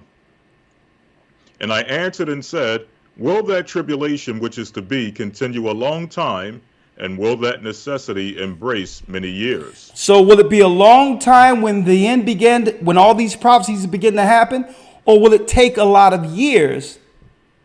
Is the question Baruch is posing to the God of Israel. Read. 27 and 1. And he answered and said unto me, into 12 parts is that time divided. Is in 12 parts is that time divided. Check out these parts, folks. Read. It says, and each one of them is reserved for that time which is appointed for it. In the first part, there shall be the beginning of commotions. There shall be a beginning of commotions. Now, check out all that happened during the time since Biden was put into office. It came off the back of a commotion. Black Lives Matter, right? Rioting. And then what? The storming of the Capitol. Even before that, who did Biden interview during his run into presidency? Who was he? Who was it? Cardi B? Listen to this. Commotion, right? Commotions. Now I broke it down on a whiteboard here. Commotions. What are the commotions that we have experienced? Now, there's many since the beginning of this ministry, Elder Lawyer. Let's talk about it. Commotions. I'm going to go one by one here. One by one, right? Check. Hold on. Yes, sir. Commotions. We've experienced what? We've seen the Arab Spring with the same black fist they later used for Black Lives Matter. That black fist was being used by the Red Brotherhood or the Muslim Brotherhood as a political symbol in the Middle East. And I'm talking about around 2000 what? 11? 12? Around 2010, the Arab Spring. That Black Lives Matter fist is being used over there by the Red Brotherhood or the Muslim Brotherhood as a way to destabilize the country. And then we've, up until that time, since our ministry had begun, Black Lives Matter, politics, and here it is, created because one of the main founders said that she was a trained Marxist. And I believe this was something at the end time that would be created to demonize the tribe of Judah as a Trojan horse, such as what Royce White articulated. They knew we would begin to rise up, understanding we're Israel, and I believe this organization was created to hijack the energy that would come from the awakening of God's people, so that now they can politicize it and not put it in the proper frame prophetically of the children of Israel rising. Now they can control the politics through a created organizations they would use politically to represent us on the world stage. Black Lives Matter is evil. And this is what I don't think Dave Chappelle understands. Commotions. What's next? In the second part, there shall be slaying of the great one. In the second part, there shall be slaying of the great ones. Let me pull up the presentation again. Slaying of the great ones. Number 2, this is what Christ spoke about. I'm going to bring Christ up in a moment. Slaying of the great ones. True martyrdom. Now, when you go from Black Lives Matter, they minimize what martyrdom used to be by using random people not to say it's justified, by using random people as symbols for commotion. George Floyd and all this, as if George Floyd, now we don't justify anything wrong, but they use people politically for a reason when it comes to the optics of martyrdom. When slaying of the great ones is actually speaking of them eventually coming after those who are teaching the truth, like Christ, like the Malcolm X's, like the Martin Luther Kings. See, but they can minimize what martyrdom actually is. If they can just use anyone random, it actually, believe it or not, water down the whole prophetic understanding of what we should be looking for concerning these prophecies. Okay? So they politicized it. So they'll take any random crime and they'll bring BLM, Democrats in it, and make it a whole thing. Make it a whole thing as if it was martyrdom when it was really politically driven for votes or to get us on the what? The liberal side that the Most High seek to destroy altogether. Slaying of the great ones. And what is the next one, Elder Lawyer? Yes, sir. Verse 4. In the third part, the fall of many by death. The third part, the fall of many by death. Folks, we're talking about 6th century BC here, well before Christ was born. The prophecies of what we're experiencing right now, near the last Jubilee, was given to the prophets. The fourth one was what, Elder Lawyer? The fourth one is, or the third one was the fall of many by death. Come on. And in the fourth part, the sending of the sword. The sending of the sword. Let's get it. The fall by many by death. Number 3. The fall. And this is what I've been witnessing, looking at things prophetically through a geopolitical lens here. Lining up the prophecy that God gave us out of the word with what we're actually experiencing. Fall of many by death. Labs, bioweapons to depopulate. We hear about laboratories that the governments and others were a part of, gang of function and all these other things.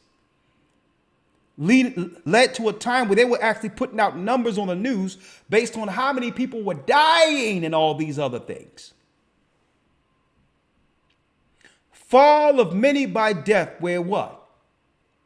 This would also desensitize us into understanding or grimacing as a people, or viewing death for what we should see it as. They'll minimize the strength of death by doing what?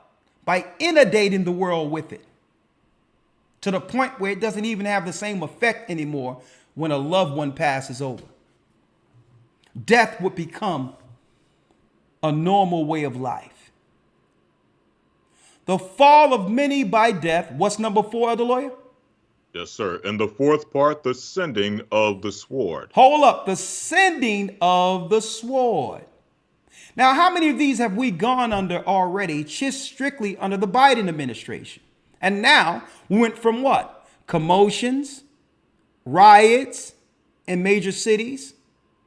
We went from that to what? Many deaths, wearing masks and all this other stuff. Standing 6 feet apart. So if you're standing in line, every place on the earth is 666, 666, 666. Telling everyone the time. Telling everyone what God is in power that's being utilized to push forth these prophecies. Sending of the sword. And that's not just on an international level. On a local level. When we began to witness military during the riots, even beyond that time of the riots. The storming of the Capitol, where they talk about sending in the National Guards and all these others. Local, state, and international war, not on each other, but eventually the war would fall on the citizens. I don't agree with anyone out there killing anyone or because of one group or whatever the case is, or whatever the case may be. Is there war? But when I see these buildings fall through war, you mean to tell me everyone in that building belonged to the organization you were going after? Mm-hmm. Is that what they want us to believe? That when I see whole neighborhoods falling and buildings falling, that there's no collateral in all of that? Right. Have we been desensitized to a point where only thing we need is a narrative, a spun narrative by the media to accept any heinous crimes that are done on earth? So the Bible says what? The sending of the sword. And that's just on a local, that's throughout the earth, folks. So don't make them just have us view what's going on over there in the Middle East. When we're dealing with our own Middle East, we've always been dealing with our own Middle East right here.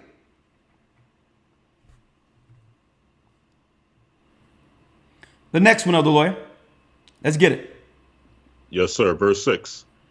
And in the fifth part, famine and the withholding of rain. And in the fifth part, famine and the withholding of rain. Let's talk about that. Fifth part. Weather warfare. Weather warfare. That's on many levels, and I'll discuss that in a moment. Make droughts where you want droughts, and make it rain where you want to make it rain. And through that, you can conveniently explain it off as a natural earth phenomenon that would put the people in further oppression if you state that, okay, maybe this is some type of warming. Maybe this is a climate thing that's naturally going on when the Bible prophesied about weather warfare. And if you're one who don't believe that weather warfare exists, doesn't exist, if you believe that it's a conspiracy theory, look it up. Weather warfare. One of the first treaties of weather warfare was between Russia and America, where they agreed not to use the warfare against one another. That's an actual treaty. Right? Hit the like button for us, because I'm going to show you where this is going, folks. Now, did we not see floods all over the place during this same administration, Elder Lawyer? Yes, sir. No sooner as he was voted in, right? Not to say it's him, but I'm speaking of a marker based on our time, the time we're in right now. It's a sign or a marker that all of these things have happened, and this administration still has about another year to go almost. And everything I've mentioned have happened under one administration so far. The sending of war, that's what we see right now over in the Middle East. They have no money for our people, but a big package, hundreds of billions of dollars they want to send to the war against Hamas in the Middle East. They can't find no money for our people sleeping on the streets and are suffering in this country. So that's another question, Elder Lawyer, I got to ask before I finish reading. Is what's going on over there in the Middle East or in the land of Israel, does that take precedent and priority over our people who are suffering right here in America? Right. Because without saying it, that's what they're telling us. And will our people ever wake up after witnessing what's going on geopolitically, where they're telling us they have nothing for our people, putting our sisters out, pressuring our sisters? Our sisters are worrying about them cutting their subsidies and all these others. And this is why sisters are publicly stomping for the Democrats. It's not because they really believe in it like that. These social workers and all of that is telling them, listen, privately while they getting their checks and all that, if you don't vote right, they're going to cut off your housing. They're going to cut off your money. And can you imagine the mental anguish and the stress of being placed on our sisters privately by those social workers? Those social workers are being politically driven and are scaring our sisters into the political process. And no one is saying anything.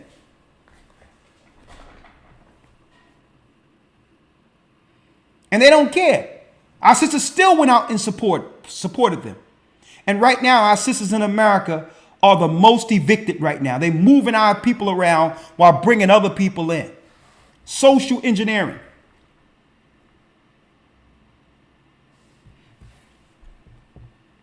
Next, Elder Lawyer. Yes, sir. Verse 7. And in the sixth part, earthquakes and terrors. Earthquakes and terrors in the sixth part. We in 2nd Baruch. Give me the verse again, Elder Lawyer. Chapter 27, verse number 7. In the sixth part, earthquakes. Earthquakes. And what? And terrors. Earthquakes and terrors. Let's look at it. Earthquakes. And we know the earthquakes is written up in the book of Revelation, where what? There'll be a great earthquake, and then the spirits will be released from the river Euphrates. And these spirits would add or go into the ranks under Satan to give insight to the evil elite to destroy more people. Earthquake and terrors. What's terrors? Hell release. Hell being raised to this earth. Terrors. That's 6 and that's 7, right? Now look what happens next. Verse 9. And in the eighth part, And in the eighth, what, Elder Lawyer? A multitude of specters and the attacks of the Shadim. Specters and the attacks of the Shadim. What is that? Attacks, specters and the attacks of the Shadim. What's that? Demonic attacks. Poltergeists. Paranormal activity. People acting out of their minds without any rhyme or reason. No logical reason for people just operating outside of the spirit. And the majority of people don't even realize that person has been taken by a demon. That's right. Organized demon possession. Where if you go to the right place, they can give you some stuff. I'm not talking about stuff on the streets. You can go to a place that's legal and they give you some stuff that'll tell you suicidal thoughts. If you exhibit suicidal thoughts, call your doctor. Now, what logical thought would you have if you're thinking about killing yourself? To pick up the phone to call your doctor in a few days and say, yeah, by the way, I was thinking about hacking up everyone in my house and all that. Can you can you lower the milligrams on my stuff? Mm-hmm. Administered demon possession. Right? What's next, Elder Lawyer?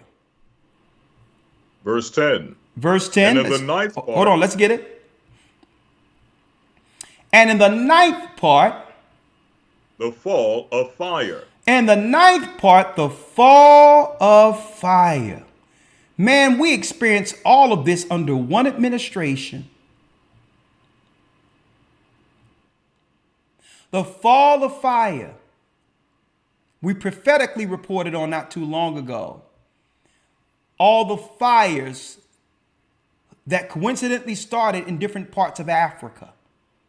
In some of the same areas where, of course, the Chinese industrial machine that came over there to build certain areas, they're conveniently in some of these same areas where the fires were. Convenient. Canada, fire that was reported when a bishop from Canada came on and reported live. And Maui, where the elite's house in Hawaii didn't get touched at all. Only not too long. I mean, you're talking about what? About 100 feet from where the fires were, but the elite houses weren't touched at all? Man, all this under one administration so far.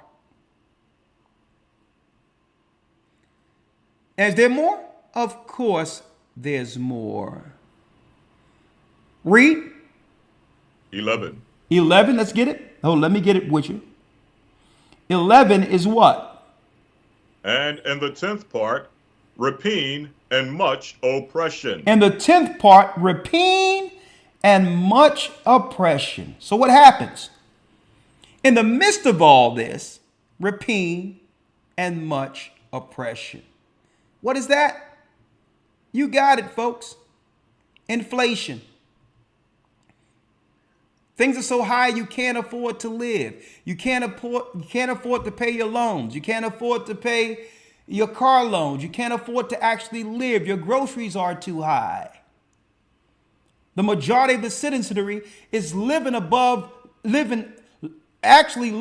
under what they can afford, over what they can afford now.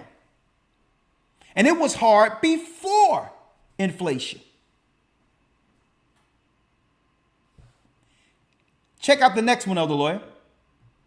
12. 12. And in the 11th part, wickedness and unchastity. And in the 11th part, wickedness. That means the promotion of wickedness and unchastity. See? Men, and even Kevin Samuels, may the Most High bless his soul, he made a good point when he stated, men legitimizes women and give them access to become a wife. Men control who's a wife. Women control who we procreate. See? Men control making a woman honest, marrying her. Woman control sex. That's who we control when it comes to relations, right? So unchastity is speaking of what? That's right. Loose women. Loose women. Women who doesn't value their temple, right? Now, what else has happened during this administration, Elder Lawyer, like we've never seen before? I need you to look at this. This tripped me out. Now, we would have thought, Elder Lawyer, wickedness and unchastity, that during an election which was so important as they claim for our generation or for our people, you would have thought that Biden would have brought in Cornel West or some high intellect to be interviewed running up to his election. But the Bible says at the very end, there will be chastity and wickedness and unchastity and wickedness. Well, one of his first interviews, which was actually symbolic for what his administration would be, was with Cardi B. Chastity, unchastity, and wickedness. Promoting promiscuity amongst the daughters of Zion.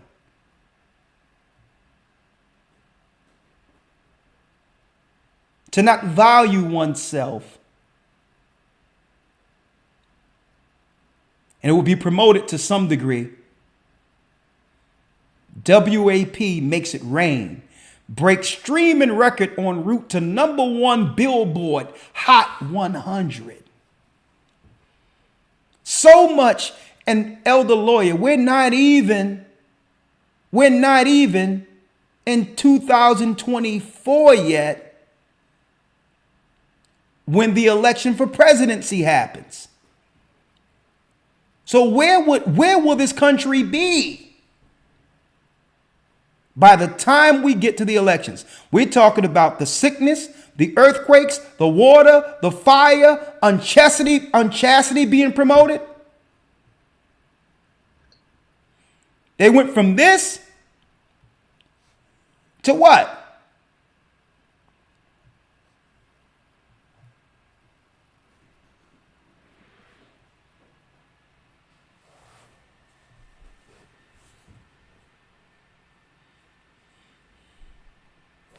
Folks, if you don't believe that this led to this, you're not watching properly. Because you have to understand, with the presidency comes what? An air of decorum, class, and what's acceptable within a society. Now, presidents do it, a lot of probably wild things when the camera's off and all these others, but the optics of your power, the optics of your power is shown, folks, through your decorum and who you associate with. The world powers were watching this, because he was telling all the women, our sisters in particular, not excoriating, not correcting her and saying that we're going to make it where your women, where your people don't have to sell yourselves to make it in our country. We have to value you as the daughters of Zion you are, and make it where you can make money in other areas outside of what? Humiliating or embarrassing and or shaming your legacy. And if you don't think this, folks, if you didn't think this was a dog whistle for this, you weren't watching. Many women that's out there that was dealing in the streets and all that said this, the president have just shown us it's our time.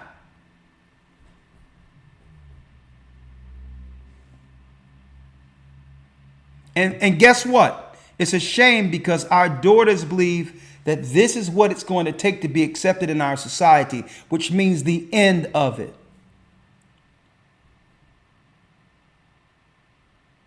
The end of it. Because women are the first teachers of culture and or tradition. The decorum and the respect and the tradition comes solely from the nurturer initially.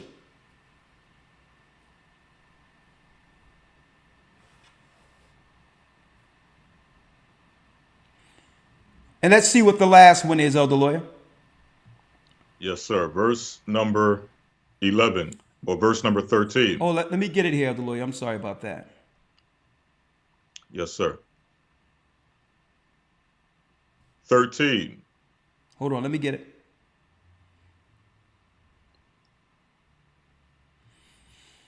Yep. We're rounding Yes, sir. it. Verse 13. We're rounding this out. 13, Elder Lawyer.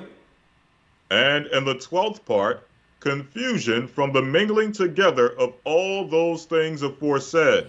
And what's the last part? And in the 12th part, confusion from the mingling together of all those things aforesaid.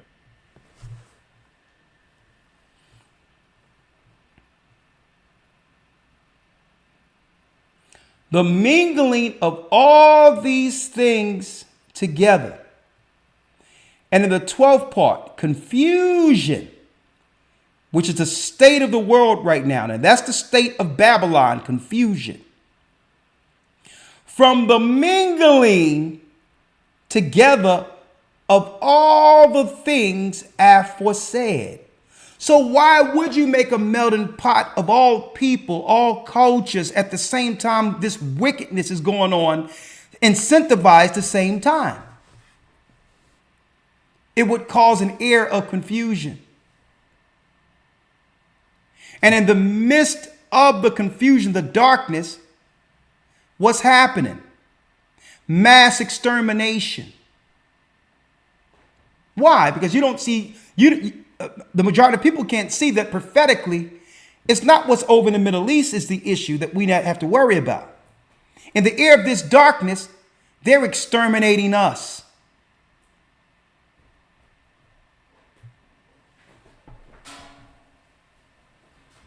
See?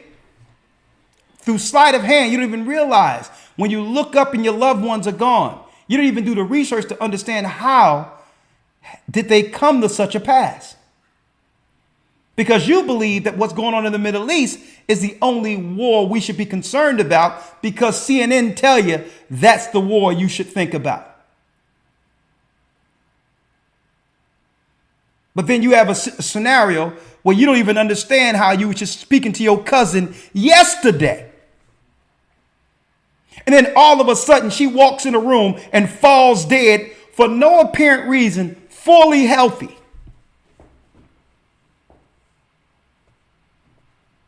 But they have us looking at a war over there. And no one is tying two and two together. So first of all, when I look at these signs, and I understand the devil has power to execute these signs on the ignorant, on those who sin against the Almighty, I know not to listen to the father of lies. And by doing so, navigate towards kingdom. Where 1,000 may fall on this side and 10,000 deaths on that side, but none shall come near thee. You know why? Because these are those who can see what it is. The confusion is the air of darkness that leads to what? This is how they pick people off.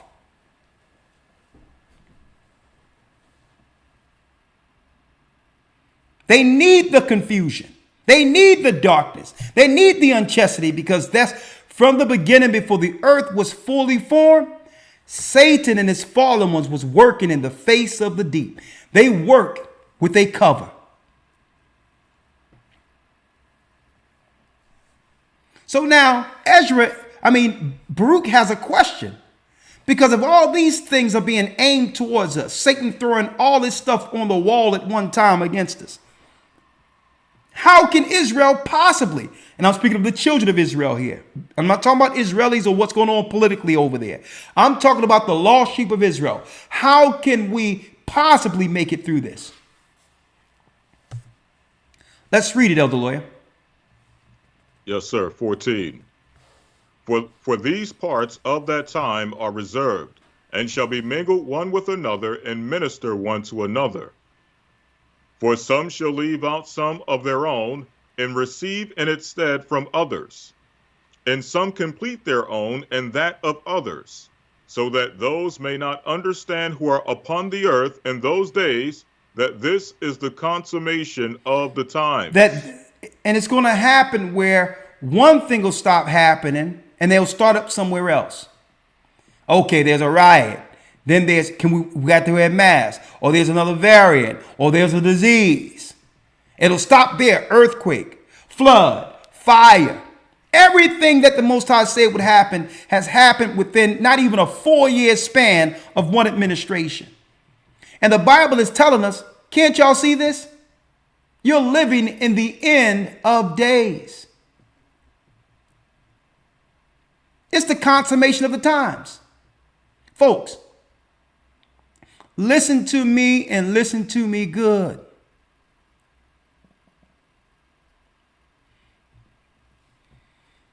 War isn't war because Esau reported it on CNN. I'm going to repeat it again. That's one form of war. I've just mentioned many. Demon attacks. Folks, let me tell you, when demons attack, they attack in many ways. They can attack to a degree with it. They'll get in the way of you being able to pay your rent.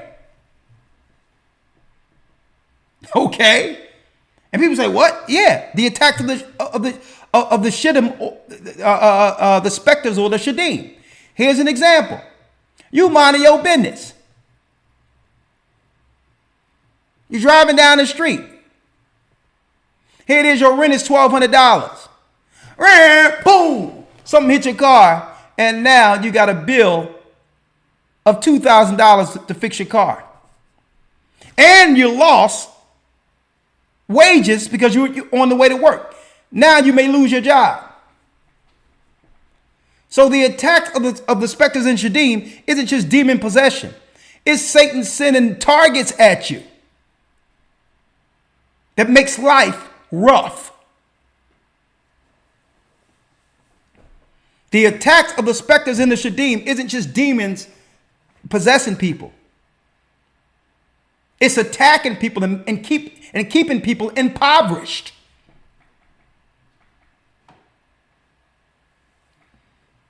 Right? Let me show one other thing here.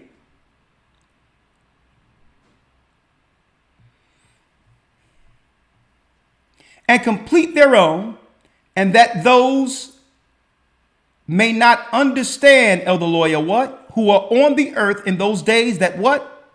That this is the consummation of the times. That you're actually living in the end of days. I'm going to tell you folks what's going on. And I'm going to be talking about this clear in this week's Sabbath lesson. I'm going to tell you what's going on. They have pulled resources from the inner cities for a long time.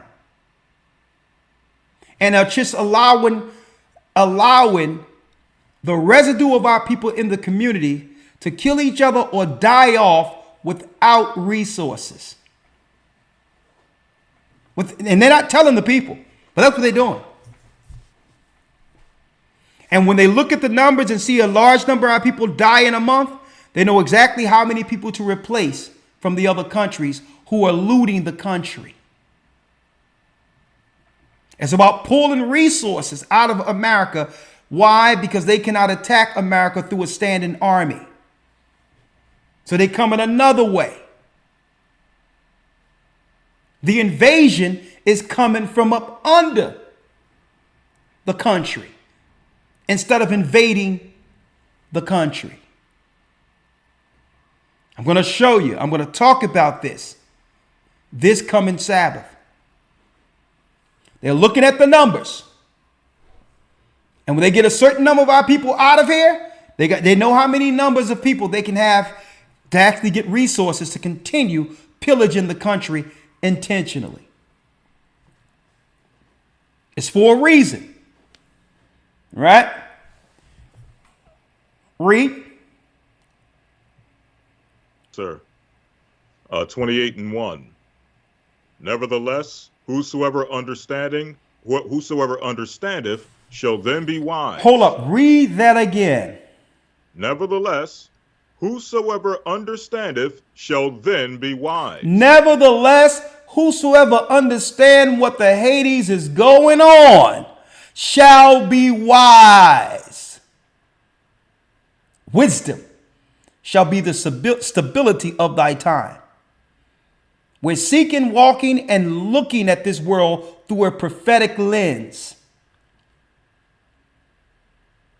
And through what? And through the wisdom that comes through the Holy Spirit sent by Christ himself. It's the only way to navigate through this. If you walk wrong, you operate wrong, you will trip into death. It so happened that's the time we're living in. Read. Nevertheless, whosoever understandeth shall then be wise. Read. For the measure and reckoning of that time are 2 parts of a week of 7 weeks. And I answered and said, it is good for a man to come and behold, but it is better that he should not come lest he fall. Listen, even Baruch says, man, it's good to be, to actually live to see the coming of our Lord. But I think it's better if people aren't born at all in these times. It's one thing as a prophet viewing it as a future prophecy. It's a whole nother thing, brothers and sisters, having to live through it. Baruch is excited to see the future, but he didn't want to live in it. He's excited about the future to know what was going to happen. But he says, man, it is better. He answered and said, it is good for a man to come and behold. So, he's actually excited, or I would say more so, happy to understand the end of times. Because this leads to our Savior.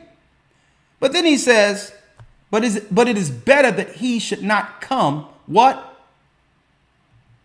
Lest he fall. Lest he fall. There's too many snares. If all of these things are coming at one people at one time, who can actually survive this is what Baruch is concerned about.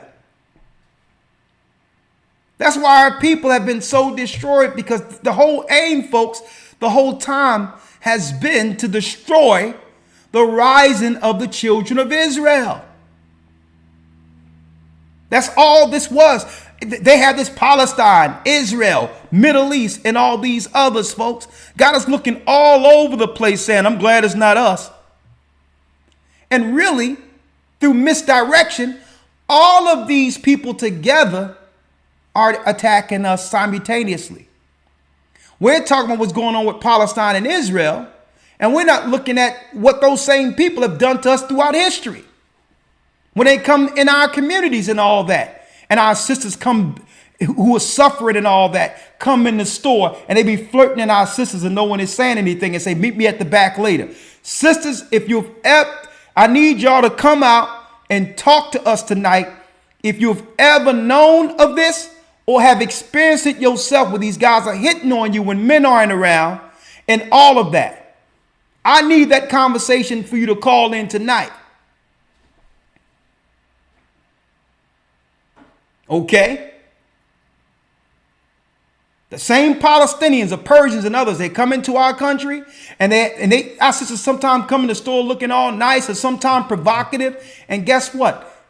That's one of the perks that these Gentile men have coming to the country, that they can deal with these sisters who want to be with them for the good hair and all these others, and don't have to deal with the weight of child support, court, or nothing. They can leave these babies and go right back over to their own countries. Sisters, I'm going to need y'all to call in tonight and give us those testimonies, because when we're in the store, when the brothers up in the store, they're quiet and act like they just battering chicken or something. That's how they act when we're in the store. Behind so thick of a plexiglass, they look about this short.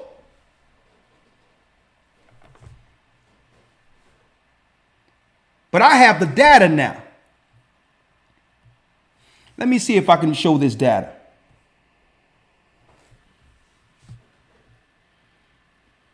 Let me see. 1 second, folks.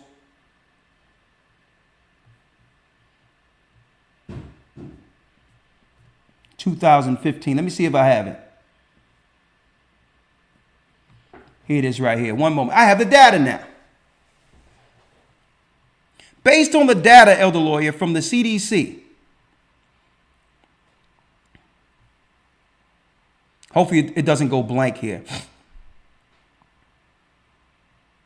So what happens? They come into our cities. Folks, they did this in Jamaica one time when Jamaica was predominantly our people. And they did the same thing in Jamaica. Years before they had this stuff come, this immigration into the United States as we see it today, they did it in England. The same thing. Now, if you travel the world, you can understand the same program. To water us down and to have all these other nations totally phase us out through breeding, through mixing. breeding children who would be what? Utilized for the Moloch Canaanite priesthood.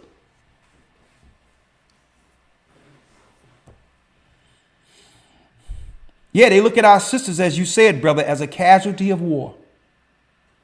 And they know our sisters are hurting and all that in the neighborhood. Sometimes can't make ends meet, rent, whatever the case might be that's going on. There's a disparity between men, how many women can actually get a husband anyway, because the numbers doesn't bear out. So you got these women who are out there with their apartments and all that who really can't make ends meet. And guess what? These guys that come over to the country know it.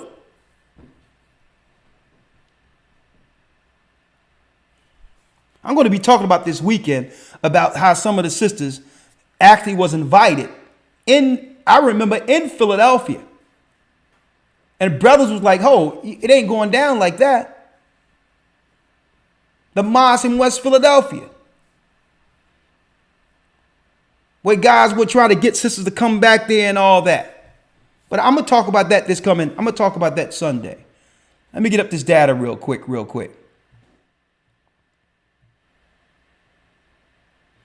Wickedness and then the mingling of all of it together at the end of the day. At the end of it, there's confusion. And this is how Satan worked. The 12th part is confusion, so that they can work in their war against the children of Israel without us actually realizing that they have always been at war against us. How do you know they've always been at war? The Bible tells us in Genesis, the 25th chapter, that Esau would be the cunning hunter. That's all Esau knows is war.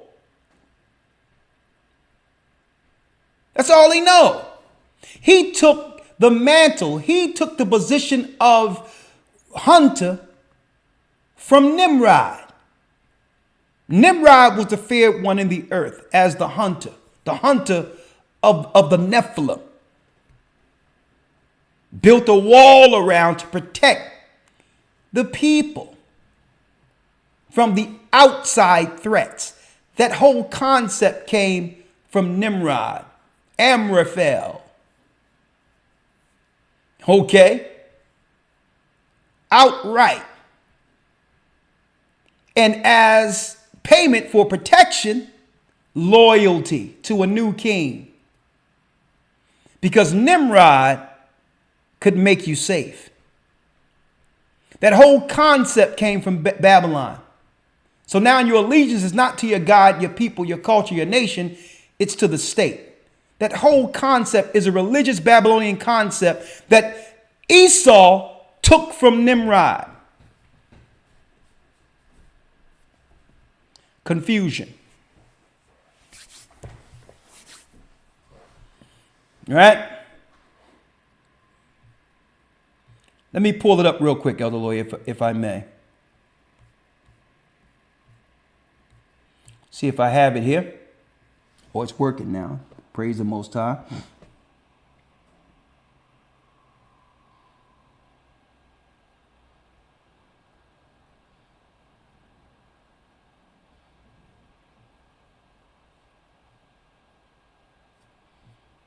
You see? Men, 1 second.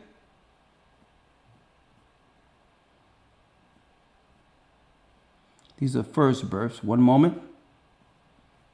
See if I can find it. 1 second, folks. Bear with me.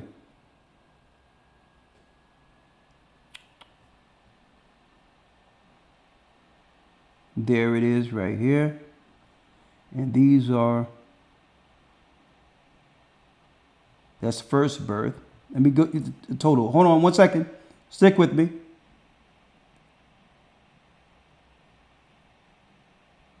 That's first. 1 second. Father.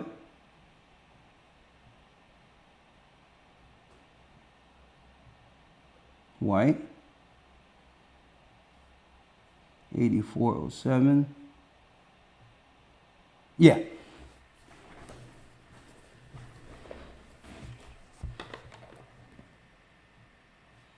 Let me show it here. Now, these are the statistics from the CDC, brothers and sisters. Let me show you. But the statistics of the CDC from 2011 to 2015, right? The number of children born to women aged 15 through 44, which are the normal ages when, usually these are the bulk of children that are had from year to year between those ages, right? And as you go down here and look, the CDC breaks it down, right? Let me show you. Hispanics between that time period, a 4-year time period, 12,303,000. Native born, 7,311,000, because this is in the thousands. It's not the lower number, it's in the thousands. As you can see up here, it says number of thousands, okay? Let me go here. It's going to blow. Check it out. Foreign born, 4,991,000. Not Hispanic or Latino. You notice they're using the Latino first because they knew that so-called Latino would become the new majority eventually in the United States. The white single race, 34,087,000 in that time, right? And this is speaking of particularly the women. The women, right? Blacks, black women, single, 7,286,380, right? Let's go down to the men. Right? Hold on. That's the women. And let's go down here. That's women and men. Hold on. Let me get it here.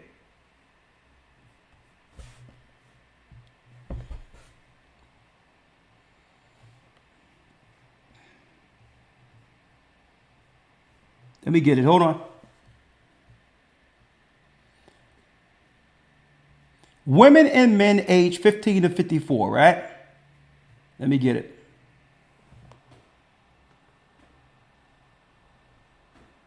Now, look at the men under those same numbers, right?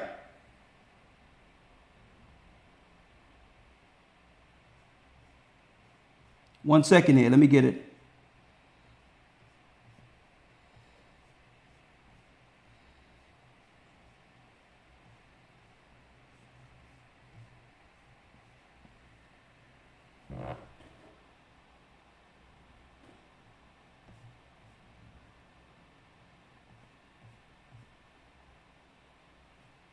I'm going to have to do it after the commercial. All right, I'm going to do it after the commercial because this thing is all jumbled up here. But in a nutshell, I had it here. And I'm going to show y'all in between the break. I'm going to grab it for you. There's a disparity between 1.2 million children that are born in our community that's not accounted for. 1.2 million people.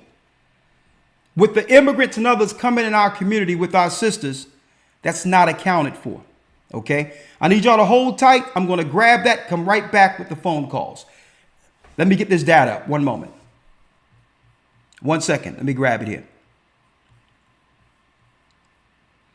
And I need y'all sisters to call in and let us know what are the interactions in our community that our men don't know about when it comes to foreigners coming into the inner city.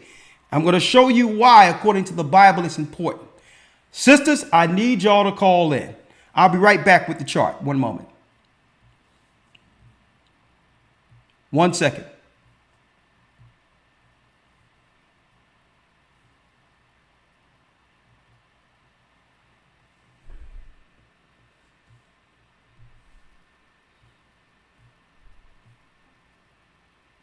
Oh, Lord, you can go to the bathroom. I'm going to grab this chart, all right?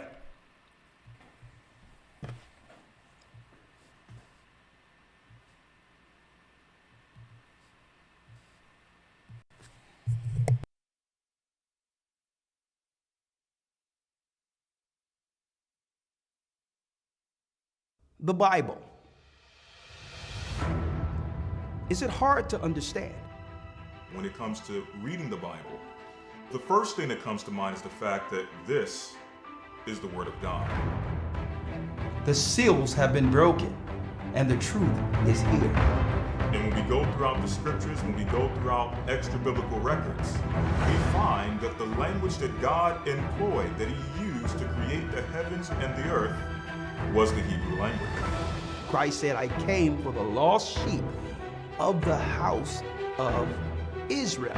But yet no one, no religious leader, no religious church out there anywhere can now identify the 12 tribes of Israel.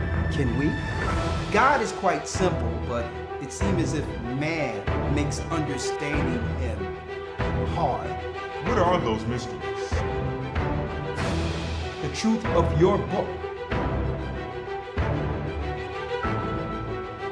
and the truth will make you free. The Hebrew and Bible Academy, you're invited.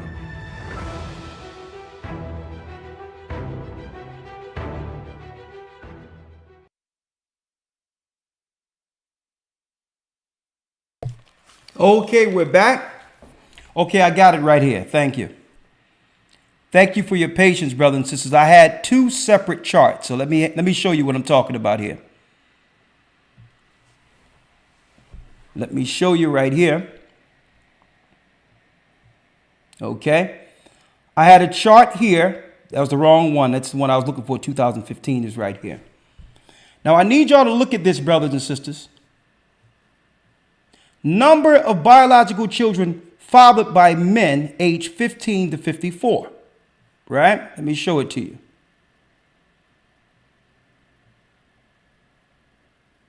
Let me get it here.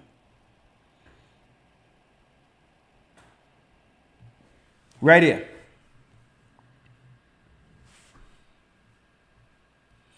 Number of biological children in the United States fathered by men aged 15 through 54. Right here. Look at the numbers. Latino, 12,908,000. Native born, 7,090,000. Foreign born, 5,808,000. Black American men, that's the white race, white men, 34,304. Right? Judah, 7,286,000. Asian single, 3,180,000. Those are the men. Right? Biological men, fathered 15 through 54. Now let's go to the women real quick. Women aged 15 to 54. Same groups through that same time period. Look at this. Latina, 12,303,000. Right? I need y'all to see this, folks. The women have less children than their men. Latina, and this is the women, 12,303,000, opposed to the Latino men down here. Let me go to Latino men. Latino men, 12,908,000. Okay. Close. Right? Close. But still the men have more. Right? The men have more children. Right? Look. Whites. This is the women. White women, 34 million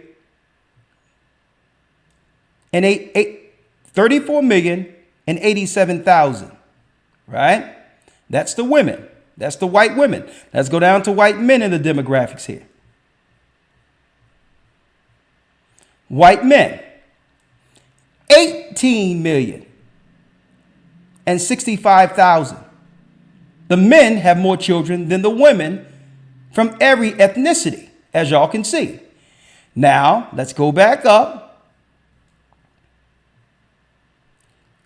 Fathers, right? Look at the fathers. Look at it.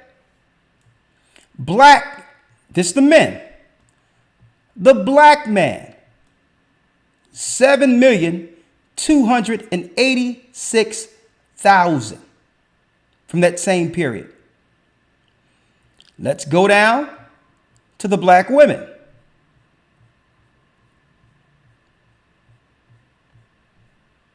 Right? Go down to our sisters.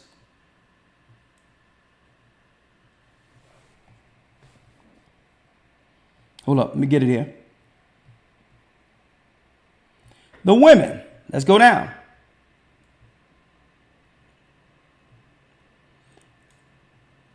Black or African American single race, right? Hold on, let me get it up here. It's the third one. Number 3, 1 second. Right here. Father, here it is. Number of children born to women. The chart is all over the place. I got to get it here. 8,407,000 for the woman. 8,407,000. Right? And let's go to the men. 7,286,000. A disparity between us and our sisters of 1.2 million. So the question is, where are the other million some children coming from if not by the black men? And what you have to look at is the numbers where the other ethnicity have more children than their women.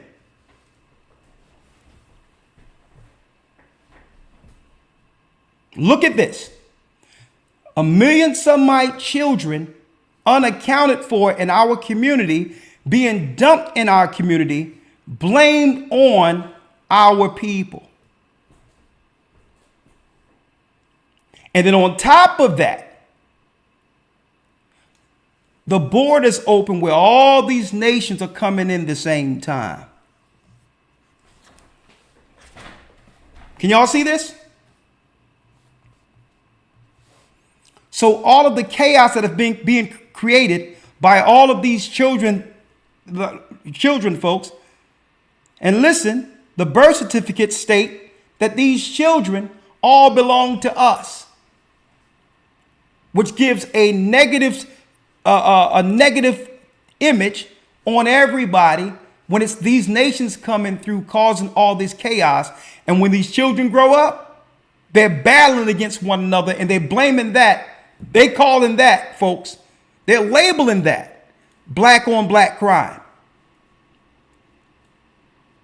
They're labeling that black on black crime, folks.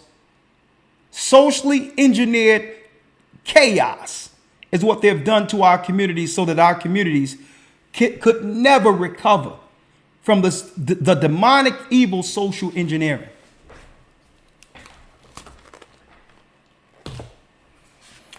Let's open up the lines now. 515-605-9327.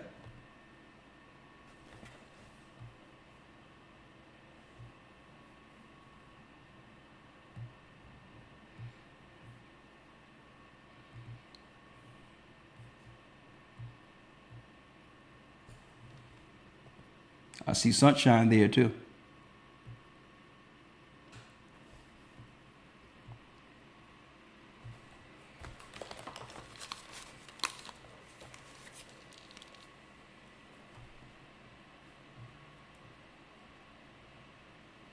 Welcome to Blog Talk Radio. Hold on.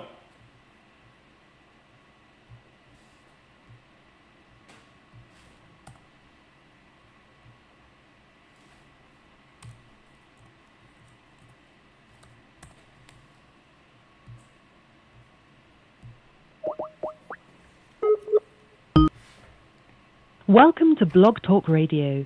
Please enter your host PIN. When finished, press the pound key.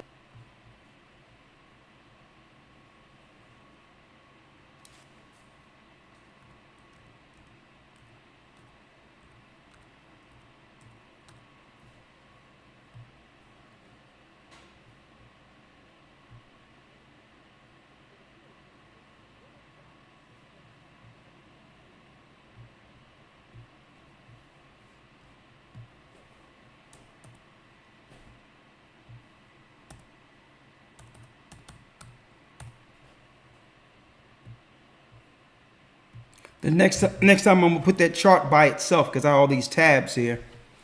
I should have kept it highlighted, but I got it nonetheless. So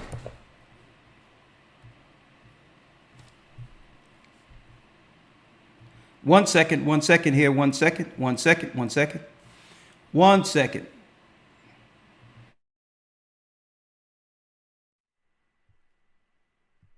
Oh, he's already in there. All right.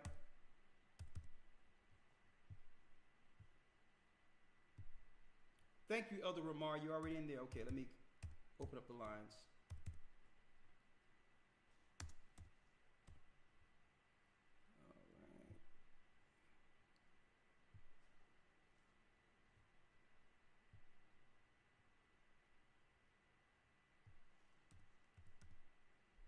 right. One second.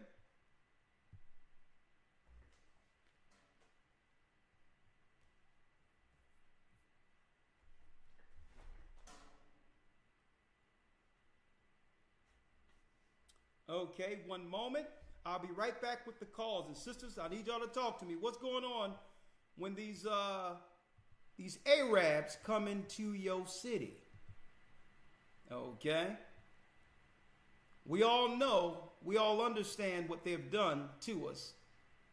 Right? Let me pull it up here.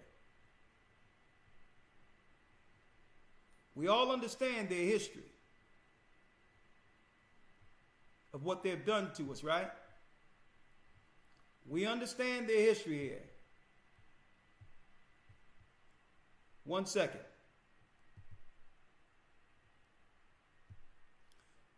Fair use.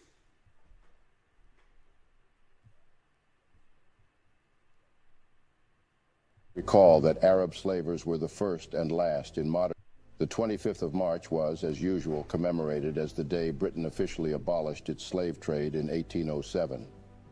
But how many recall that Arab slavers were the first and last in modern times to ship millions of Africans out of the continent as slaves? The Arab history of anti-black racism predates European anti-black racism by several centuries. The early Islamic Empire exhibited all the characteristics of anti-black racism, and blacks suffered the lowest form of bondage. Europeans took photographs of chained black African slaves in Arab slave trading vessels on the east coast of Africa in the 1880s. Slavery persisted openly in Saudi Arabia and other Muslim countries in the latter half of the 20th century, 100 years after slavery was abolished in the United States. As late as the 1960s, African Muslims still sold slaves when they arrived on pilgrimages, as a way to finance their pilgrimages. Arab nations lagged far behind the rest of the world in abolishing slavery. Saudi Arabia and Yemen in 1962, United Arab Emirates in 1963, Oman in 1970. However, unlike the rest of the Arab nations, hereditary racial slavery persists in Mauritania, despite multiple official attempts to abolish it. In 1981, by presidential decree, Mauritania became the last country in the world to abolish slavery, but no criminal laws were passed to enforce the ban. Under international pressure in 2007, the Mauritanian government passed a law allowing slaveholders to be persecuted. However, that law has rarely been enforced. Far more anti-slavery human rights activists have been prosecuted than the handful of Mauritanian white masters. Fair use. In addition, slavers are offered compensation for freeing the enslaved, while the victims of the brutality are offered nothing. In 2015, under international and some domestic mobilization pressure, the Mauritanian government created 3 special courts to prosecute slavery, but so far they have only tried very few cases. However, that's just not all about this oddly unique sect of slavers. The Arab slavers, at some point in history, driven outrageously by their odd ambition for economic power and human control, had their African male... Oh yeah, I'm going into this. I'm going into this Sunday, folks. I'm going to talk about that this Sunday. Yeah. 1 second here. I'm going to go into this Sunday, folks. Yes. Is Islam Rome's secret weapon, a cult weapon? Have they always used and abused our people, even before the so-called white man did what he did in slavery? Ishmael is equally complicit. And they want us to take sides of what's going on over there in the Middle East. You got Ishmael, you got the sons of Lot, Esau, all of them have double-crossed us. Every last one. Let's go. I see you there, Sunshine. Cora has a question.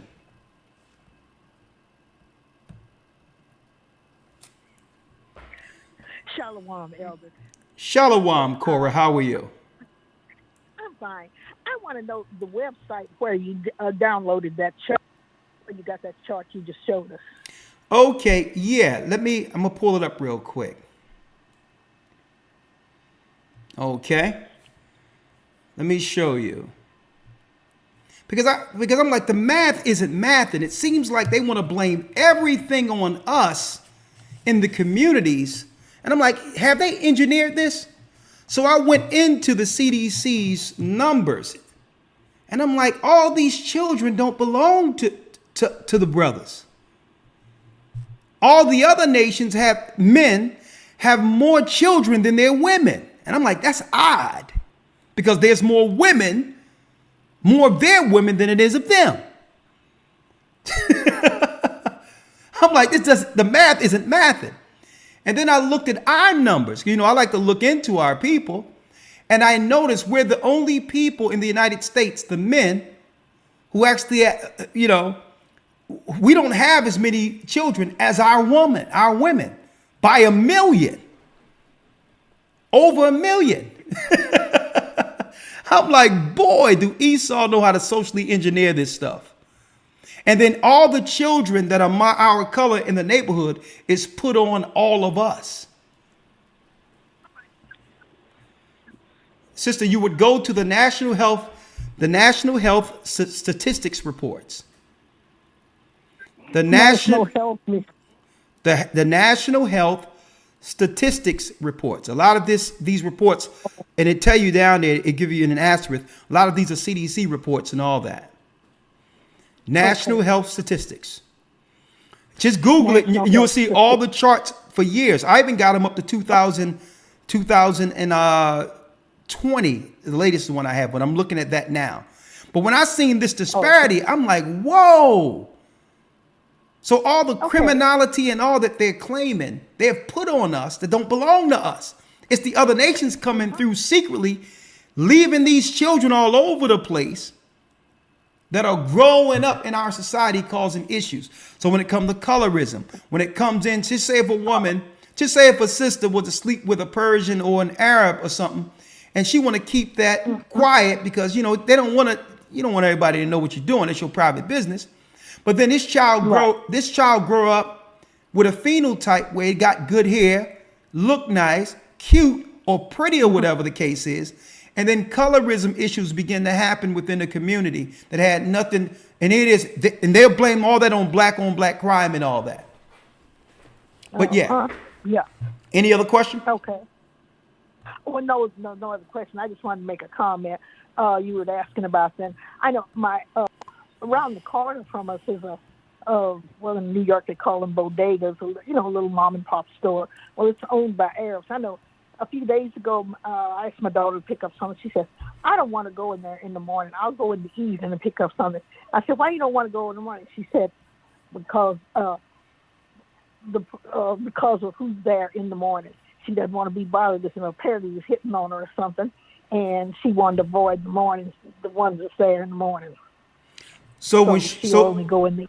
So she's seeking to avoid She's seeking to Yeah. avoid it because there's a guy she knows in the morning who's really aggressive That when he it doesn't want to comes. be bothered. Hey, sister, you have to be over in the Middle East to understand how aggressive their men are. It's an entirely different dynamic. Yeah, I know. And then when I was in school in Spain, my roommates and I went down to southern Spain and over into Morocco on Christmas break. And well, to make a long story short, we ended up getting ripped off. One student that was on the boat with us offered to show us around, but when we landed, and another guy met us at the there at the landing, and he and that student got into an argument, and then the student just walked off, and this other guy, decided to be our tour guide, and we didn't even ask him. We weren't looking for a tour guide, really.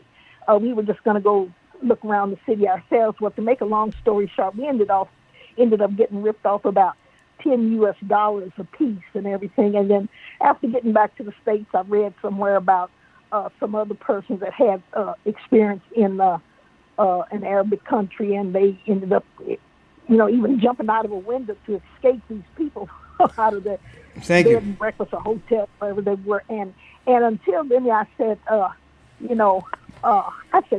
one point I said, I just don't like Arabs at all. But I said only one redeeming person was I had a coworker when I went to work for the airline, and this one coworker was from Morocco, and we had nice camaraderie in there. And I said he was one redeeming person of the Arabic world. Yeah. But then when you all made the comment, when you talking about the attributes of different nationalities that Ishmael was a wild man, I said I can see that from the experience I had, when I traveled over there.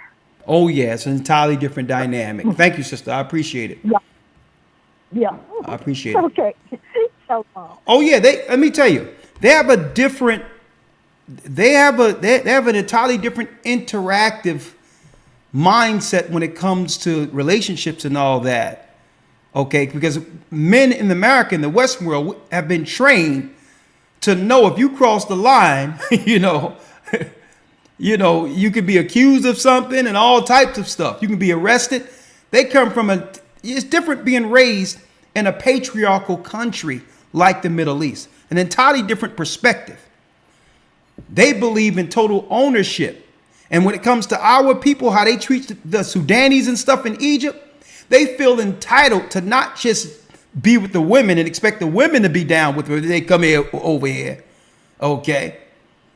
They also expect the men to be subservient. I had a whole other thing to them. when they see me, I'm like, nah, we flipping this. Okay. It's a whole nother deal. Oh yeah. Someone stated, that it was Kevin Samuels who said that women are having men are having 5 or 6 children or whatever with women, and that's why there's a disparity in the number. No, let me correct that. What Kevin Samuels said, if I remember correctly, been a while, may the Lord bless his soul. What he said was that 80% of the women are having children by only 20% of the men, the top 20% of men. And that's leaving a large number of men single, unmarried with children within the United States who are black men. And that bears off in the demographics also. If you go to blackdemographics.com, there's a lot of black men single in the middle class between 20 and 35 that aren't married, don't have any children at all. So what he was saying is all the women who are having children by the same 20% based on the numbers. But it still doesn't, those men that we're talking about, that you talk about, sister, those men are also in those numbers of the children that men are having. When it says black men and then their number is actually lower than the women, it's including those men too. Okay. So it says the sister didn't want to go to the store in the morning because men are actually selling our sisters in the store. And this, I'm going to tell you, it's a different dynamic altogether. She want to avoid the store. But understand, I need y'all to understand this, folks. The men in the country, including black men, Judah, we know not to go there. Because if we cause a threat, automatically, it's not avoidance. It's police. It's you better get out of my face and all of this. So these men come over with a different level of interaction and fear. Okay? Our sisters have fear when it comes to these opposed to us. Because brothers can't roll like that without fearing being arrested or whatever the case is. But I think sisters know that these guys can operate with impunity without anything happening to them. They can do something and cause trouble and get on a plane and go right back to their country. So it's best she avoided them. 667 area code, Danita. Hey, Shalom, Elder. Hey, This is, Shalom. Danita from D. How you doing? I just wanted to make a... What you have to add to the conversation? I'm good. I just wanted to say, I'm as best as I can quantify all this, by them painting the picture of they have of our people being negative stereotypes and everything, and then now we're invaded with these Arabs in our neighborhoods.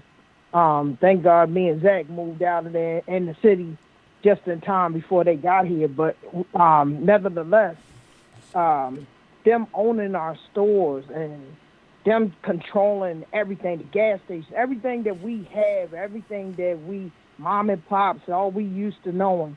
I learned, even in school when I was learning this stuff, that they bring their customs, they bring their traditions, their ways, their religions, all of that to our area, and it's not going to stop. It's very important for us as women, as men, all of us to come together as one.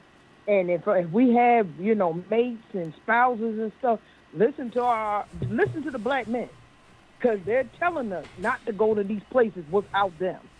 It's for our own safety. It's for our own protection.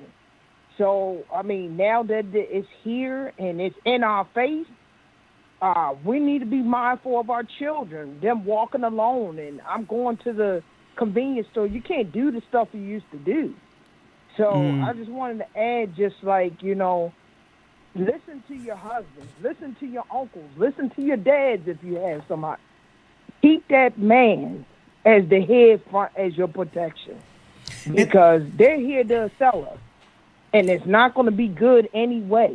Any way we look at it, it's everything is here in our face, and that's all I want to add. Sister, I'm glad you said that, because it's going to probably, and I believe it's going to get worse. It's going to become a little scary for our people in these neighborhoods, because it's enough. So many things are being dumped on us now, right? And I need you to think about it. There's a rumor out there. Somebody started something that black men kill a black woman every 5 minutes in the United States. And I'm like, what?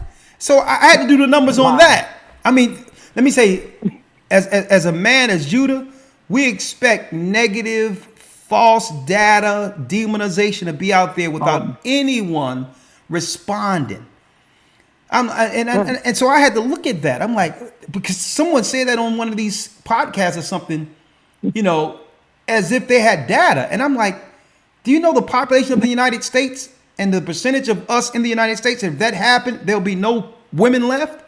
So, oh my, exactly. But it's out there. No, not every 5 minutes. Every 5 hours, a black man unalive a black woman. And why am I framing this? If those stereotypes are allowed to be out there, some of our people are going to hear this and believe it's so, and deem us who can help our people, help our sisters, as the enemy. That's number one. Number two, the majority of our people has some level of understanding the consequences. A black man understands the consequences in the United States if you jaywalk, let alone harm another person. And here's a dangerous piece on this, sister, real quick, and then I'm going to let you go. The dangerous piece, if you get these people that are coming over here from the Middle East who see us less than from these other countries, they've always treated us less than, and they criminalize or hurt or even worse some of our sisters in the community. Who will the authorities seek as suspects first? I need you to think about that. They're coming over here, these strangers. Sister, we're between the crosshairs. It's going to be the black man as the number one suspect for all this criminality that these people are going to bring from these Arab countries. So if they do, just say if our sister, our sisters, get off me. Who you think you is? Don't touch me. And some of these Arabs, you do that to them. In their country, they believe it's okay for them to respond. And respond in a way that Americans aren't used to. So here it is. She found behind somewhere. I'm just using the scenario. She found somewhere, and immediately what happens? They claim that crime is going up, and we black men, our sons, our children, Judah, your brother, your cousin, has become a suspect to these wild demons who have been let loose in our country. So I'm just putting it out there so that, not that we can actually show discrimination against anyone, but to be aware of where this is going to further demonize the awakening. And it's always going to come back down to the black man ain't nothing. It's going to come down to Judah, because Judah, Benjamin, and Levi, and all the tribes, the men that are rising, are actually pointing to the evils that have always destroyed our people. Hold on. Excuse me. I have to put that on hold. You have something in your phone. All right, let's go down the line. Sunshine is on the phone.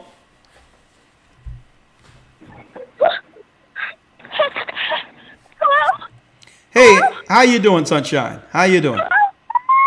Hi, Elder. Hi, Elder. Hi. Bless you. Hi. Hello.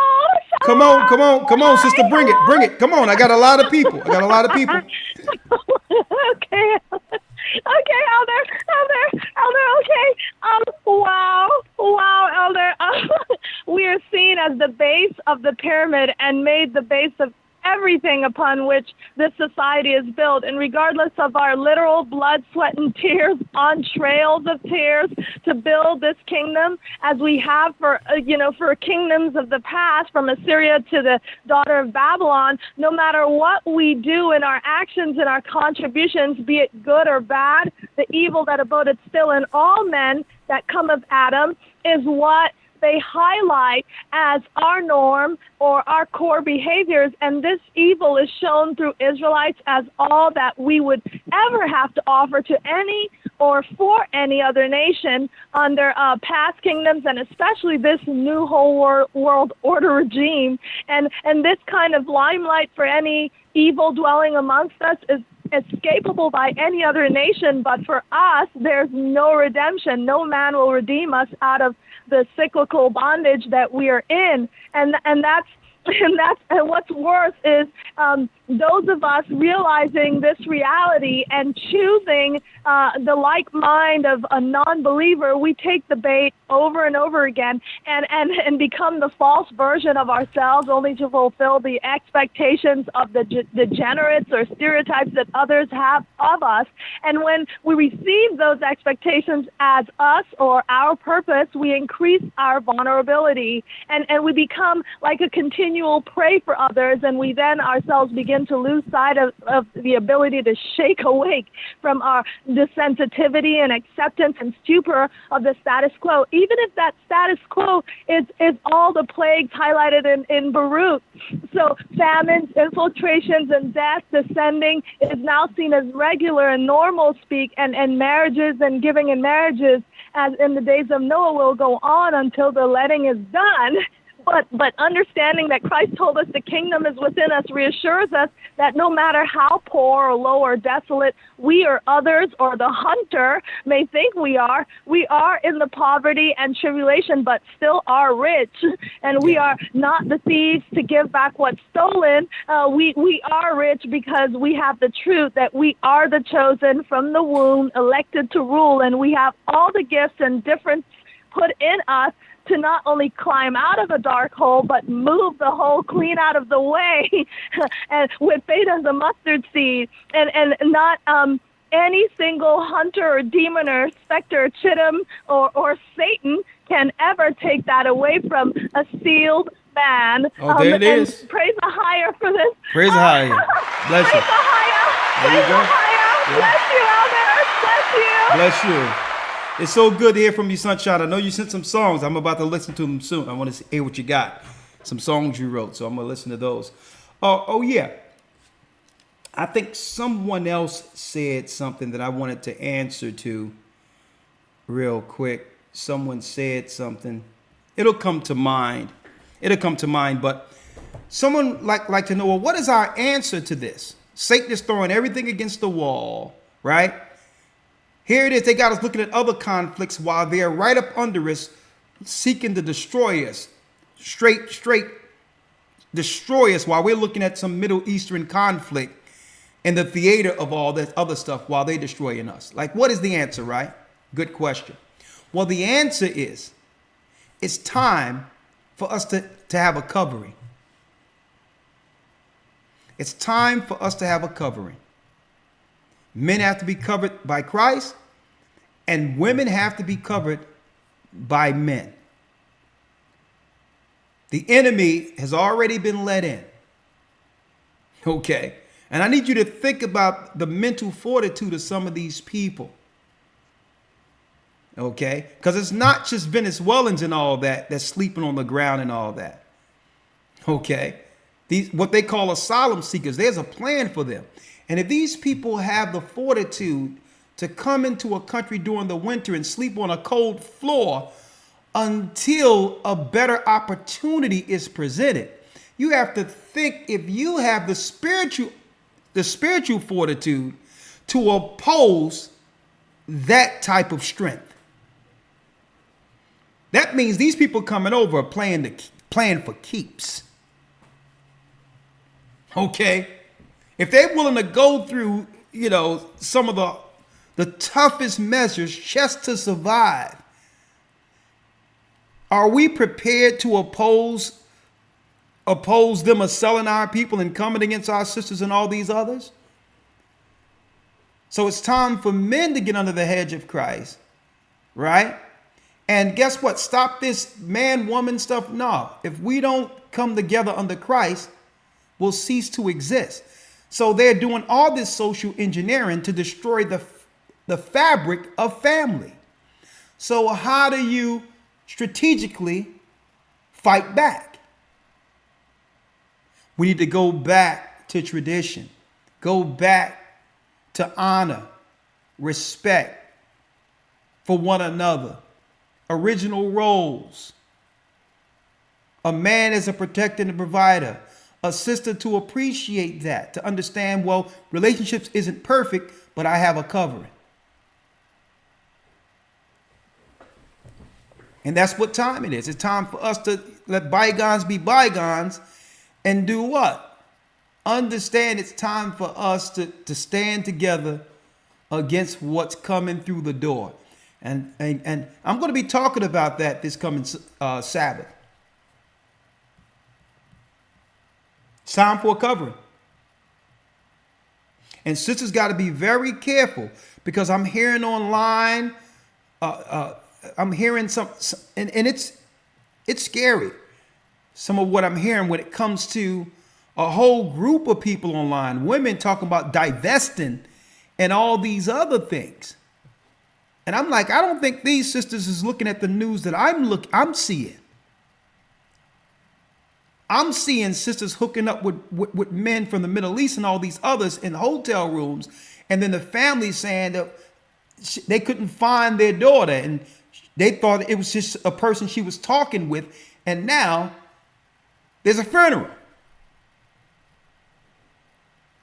So sisters, now if you've been outside the country of the Middle East and understand, there's a whole different mentality. You don't even understand the mentality of these men from these patriarchal countries. Okay. I mean, listen, they're different. They're different. Okay. There was a scenario, and one guy told me about this when I traveled overseas. There was this multi-billionaire. He owned Four Seasons Hotel and all this other. He was filthy rich. Come to find out his wife wasn't doing right or whatever the case is. The authorities end up coming after him because what? His wife came up missing. They found her in a desert. And then he had to what? He went to jail. So you got people, man, they got a different mentality. And this is a guy who had enough riches to say, you know what? Let me cut my losses and, and go on and just get me another relationship. But let me tell you, they're different. So when these sisters are out there talking about divesting and all that, you don't know what harm you're doing to sisters, because it's okay to find someone you love or care if it's, whatever the case is, children of Israel, and it's a good relationship and whatever. But when you just put out broad and tell people to divest, it's dangerous, because you're talking about going with somebody strictly because you got a problem with your own people. That's no reason to give up on your own people because you had, past bad experiences. We've all had bad experiences. But there's no reason, because guess what? Sometimes, most of the time, the grass isn't greener on the other side. I'm going to tell you that right now. And some of these crazies that come over the Middle East and all that, let me tell you, folks, I mean, guess what? You talking about DV when it comes to domestic violence and all that, when it comes to relationships and patriarchal countries, it ain't nothing for them to just go ahead and just cut loose on their woman and the authorities say nothing. That's a normal rationale to fix issues that I've witnessed when it comes to a disagreeable woman. And I'm talking about Muslims, straight devout Muslim. They pray 5 times out a day, left, rights, uppercuts, and all that. They think that's natural to be able to do that if a woman is out of order. So be careful, sisters, when I understand you're probably upset, the relationships didn't work, but this divesting stuff, you don't want to divest with what's coming through the door, I'm telling you. But I'm going to let y'all speak now. 334 area code.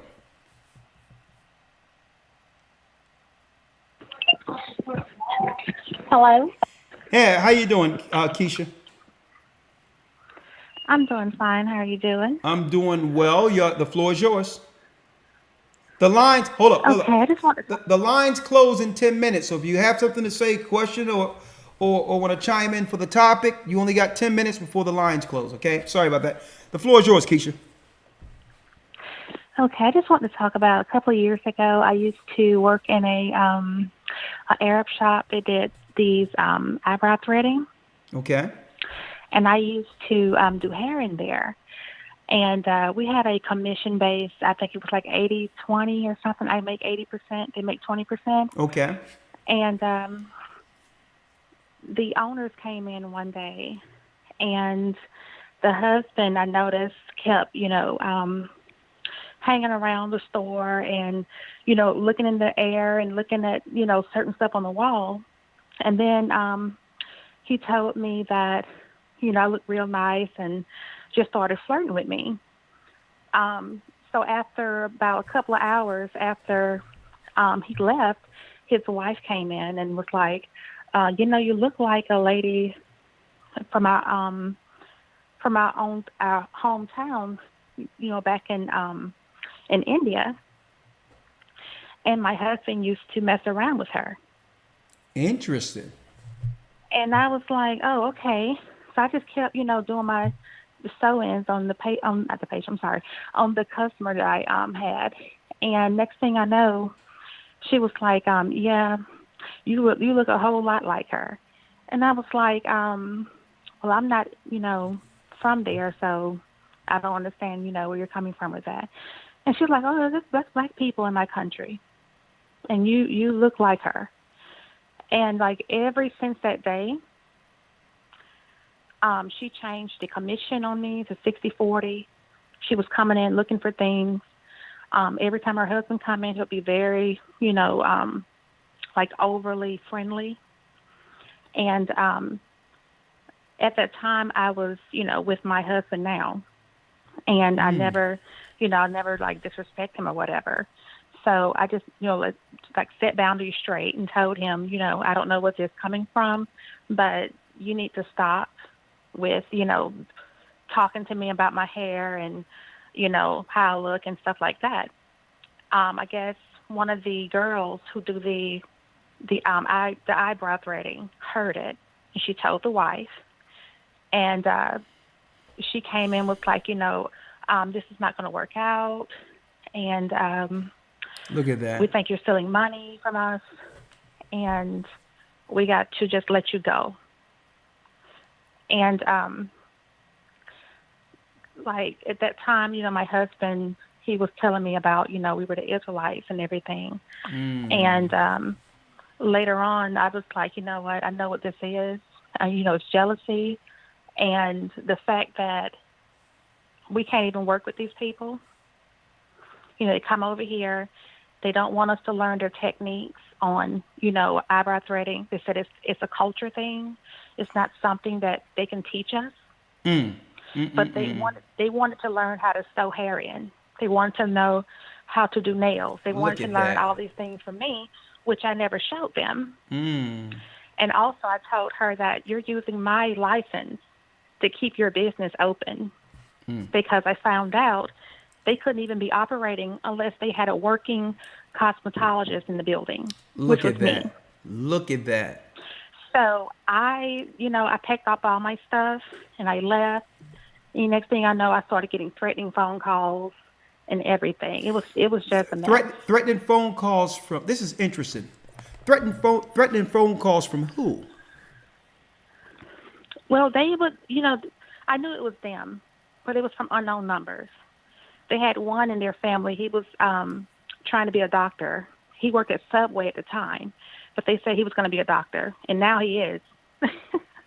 Hey, sister, this is, but you know what? See, I think the advantage you had in this instance, and there's so many levels I want to talk about using this call as an example. It was your covering that gave you the protection that was needed, even though these people was treating you, under their caste system. They're used to a caste system in there where they come from. It's natural. It's not deemed racist to treat you less than they are. That's the natural way of being. This is why they're allowing these people over. But there's one thing I wanted to highlight: the fact that you had a covering, which is a blessing. It's good to have someone to lean on if you have to pivot financially or whatever the case might be, right? But even outside of that, I need you to check this out: how they let these people over who actually are in financial positions to actually posture against the people who built the country. I need you to check that out. You got the license. They need all of this. They still see you as less than, but on top of that, they have the power to hire and or fire. What's wrong with that picture? Right? What's wrong with that picture? And keep in mind, sister, using that as an example, you will never believe where they receive the loans and all of that to run the business. To run the business that would lead to them being able to fire you. Under the minority laws, the civil rights laws, that our people died for or were arrested to receive in this country is what they're coming in on the black and brown thing with Kamal and all these others to get money that really belonged to our forefathers and the children of our forefathers who died for these particular rights and also fought in past wars. I need you to check out the switcheroo they did on us. So they come over here, they get promised a bag, and on top of that, get grants and all that based on minority money that came from the civil rights movement, only to tell us what? You can get up out of here. Only to exercise their satanic evil view of us as they did in their own country. And I'm going to tell you, that's deep in of itself, sister. Because when that wife seen you, because don't forget, her husband probably dealt with this sister over there who you look similar to. So now you're getting treated like garbage by these people who wouldn't be here if it wasn't for our forefathers fighting in wars and dying for civil rights. This is a disrespect, not just through them, but through the people, the social engineers over this, who knew exactly what they were doing when they placed these people in our neighborhoods and made them taskmasters over us. So, sister, you should have always thought about, listen, I need to make my own earn outside of them. I need to build my own business outside of them, because without us, they're nothing anyway. I mean, but thank you, sister, for the story. And one piece. Sister, suppose you wasn't married. Suppose you was impressionable. Suppose you're like one of these girls out here who don't have nobody but need the job. And this is what some of these men are banking on. See? So you're the vast exception to the rule, because he did that because what? Why do you think he did it? Because the majority of the time they can get away with it. They can get away with it because so many of our sisters are hurting. They're hurting. So they'll deal with these men quietly, won't say anything, hoping to keep their job and all that. And the next thing you know, they're left for nothing. Another child in our community that came from anywhere now that adds to the negative stereotypes they've placed on our people. Social engineering at its best. Thank you, sister. You're welcome. Thank you. Thank you for your testimony. Thank you. And brothers and sisters, this is the black and brown coalition the government have pushed on our people. Multiculturalism at its best. This is what they told us was equality. Paying everyone else to become slaves, what you would call taskmasters. Folks, this is social engineering at its best.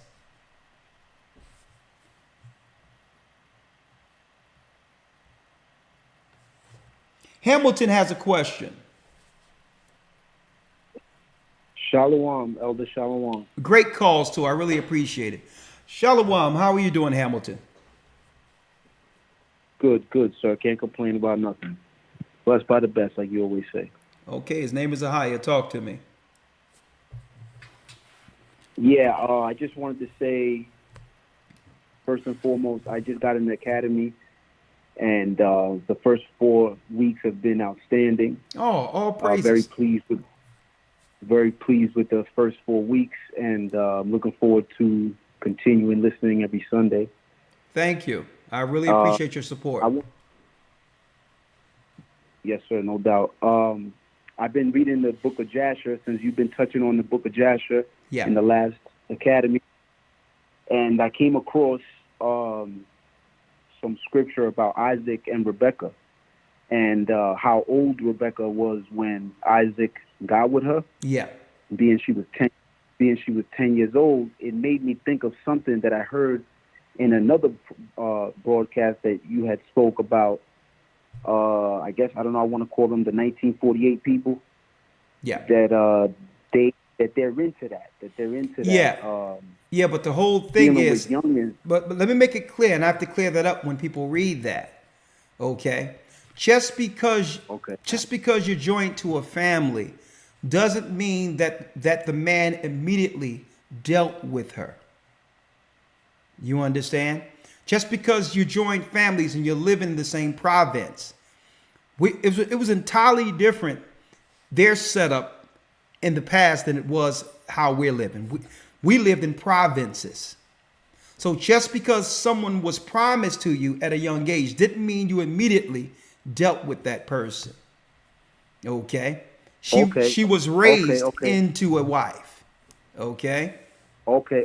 I'm glad that you cleared that up, Elder. Yeah. That was what my question was based on. It was based on that. Like, could that maybe be why these 1948 people try to go that route? Is that what maybe they use? Well, they can't use that. Okay. And let's just talk about it in general. What I have in front of me here, I have the Babylonian Talmud in front of me. Now, since you're in the academy, don't worry about it, because I'm going into the Talmud. And it tells you about all that when it comes to the underage stuff or whatever the case might be. And I'm going to talk about that, how the rabbis talk about that. I can't talk about it here, but I have the Babylonian Talmud right here, and I'll talk about it. I'm going to give you all the few you need in this book. And once I do the excerpts, I'm going to see what I can say live on this particular platform without getting, dinged. All right. But no, they can't use the book of Jasher for that, because what happens is you have to realize, if you are promised to someone, you understand, you can live in their province until you come to a time of your flowers, or at the age to be able to consummate and all that. All right. So no, the Bible never promoted any level of what we would deem today, child, adult type things. Okay. Everything was done in proper order according to the law. Okay. Understood. So no, they can't use that. All right. Thank you. All brother. right. Thank you, Elder. Appreciate All it. right. Shalom.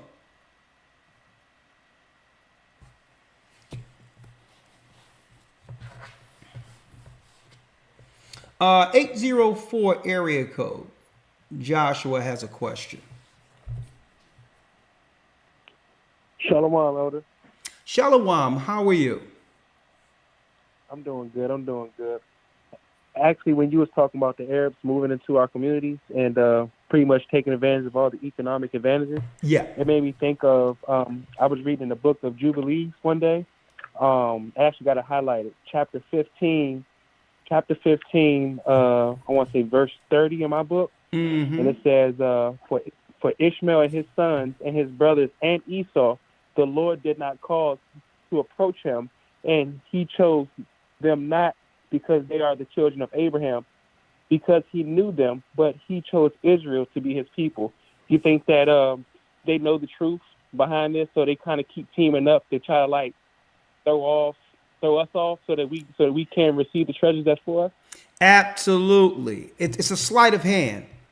They'll make us believe that there's some certain conflicts and all that, and to some degree on the lower level, I believe some of these conflicts exist. But the puppet masters and leaders of these particular nations are united under one agenda against our people. And so they continually keep us looking at the surface of what they're promoting, but at the same time, they're working together. Esau and Ishmael. Like for instance, Esau and Ishmael. Mm-hmm. Like for instance, and I can use the civil rights movement for instance. That was predominantly led by a Christian, Bible-believing movement. So that movement in of itself, when it comes to marching and all that, was actually organized out of the churches. Those who believed in God, Christ, the Bible. This was a spiritual movement that others began to join into. So that was dangerous to them altogether, because not only were we politically together, we were also spiritually aligned in our connection with God. So what did they do? They sent the crooks. They sent the conscious community. They sent Elijah Muhammad. And let me tell you, there would be no higher respect in numbers of Muslims amongst our people if they didn't first come with a Trojan horse first through Elijah Muhammad with the Nation of Islam. And through that became divide and conquer. So that's Esau working on one side, and who? Ishmael working on the other side, introducing something as a new religion for black people, and that religion enslaved us before the white man did. So divide and conquer, that's them working. So now that if there's some level of non-trust against Esau and we see his red hand working, then they'll collude together behind closed doors and say, well, Ishmael, what can you do? Because they can see me operating against you now. So Ishmael can come in with his prayer rug and some now, I would say some now musk oils, and come in that way. I got prayer rugs. I got Mars. I got this. I got the new religion for the black man. Only to become a Trojan horse that would allow what? If we can accept their religion wholesale, we can now accept their people coming over through those Mars, disrespecting, and on top of disrespecting, circumventing us as black, as quasi-black and or brown people, and by so taking the finances that belongs to the children of those civil rights leaders who died and or sprayed, dogs were sick on them, and all that. And now these Arabs can come in and now take everything that our people marched and died for. And see, this is why through the optics, Barack Obama, you have to check out Kenya. His mother have some mysterious clandestine organizations connected to her, allegedly. So they got us used to this multicultural thing so that they can do what they're doing now. Okay? Kamala, East Indian, and she talking about sister girl and all this other stuff, playing on our sister's ignorance, not realizing she's just showing what's going to replace you. On top of that, what you have to look at, not Kamala, you have to look and do the research and history on her husband. That's the history you have to do. The political history on her husband will tell you everything. So hopefully our brothers and sisters wake up and understand that this multiculturalism, this whole thing about the optics of a black person, and we have to understand the danger of that. Because here it is, under the Moloch sacrifice type of Canaanite religion, they just need a person who looks like you under their control. See? They need a person that looks like you that can be used to convince and destroy you under their programming. That's the Canaanite sacrifice priesthood. See? Okay. All right. Well, thank you, my brother. Thank you, Elder. Okay, thank you. Great call. All right. Thank you. 347 area code. I'm going to make sure I get through all of these. If you're on the line, I'm going to make sure I get you. Don't worry about it. 908 area code. Tyler, I see you. Ty, I see you. Shalom, Elder. Okay, Cecil, I see you. Okay, Trent, I see you also. So just hold tight. I see you all. I'm going to get through all these calls and then we'll just wrap it up for this evening. Okay, and thank you for all your support, of course. They won't let us monetize, but if you have gotten some information, if this have helped your understanding of what's going on geopolitically in the earth, if we've blessed you, please continue Shalom, Elder. Shalom. Hold on one second.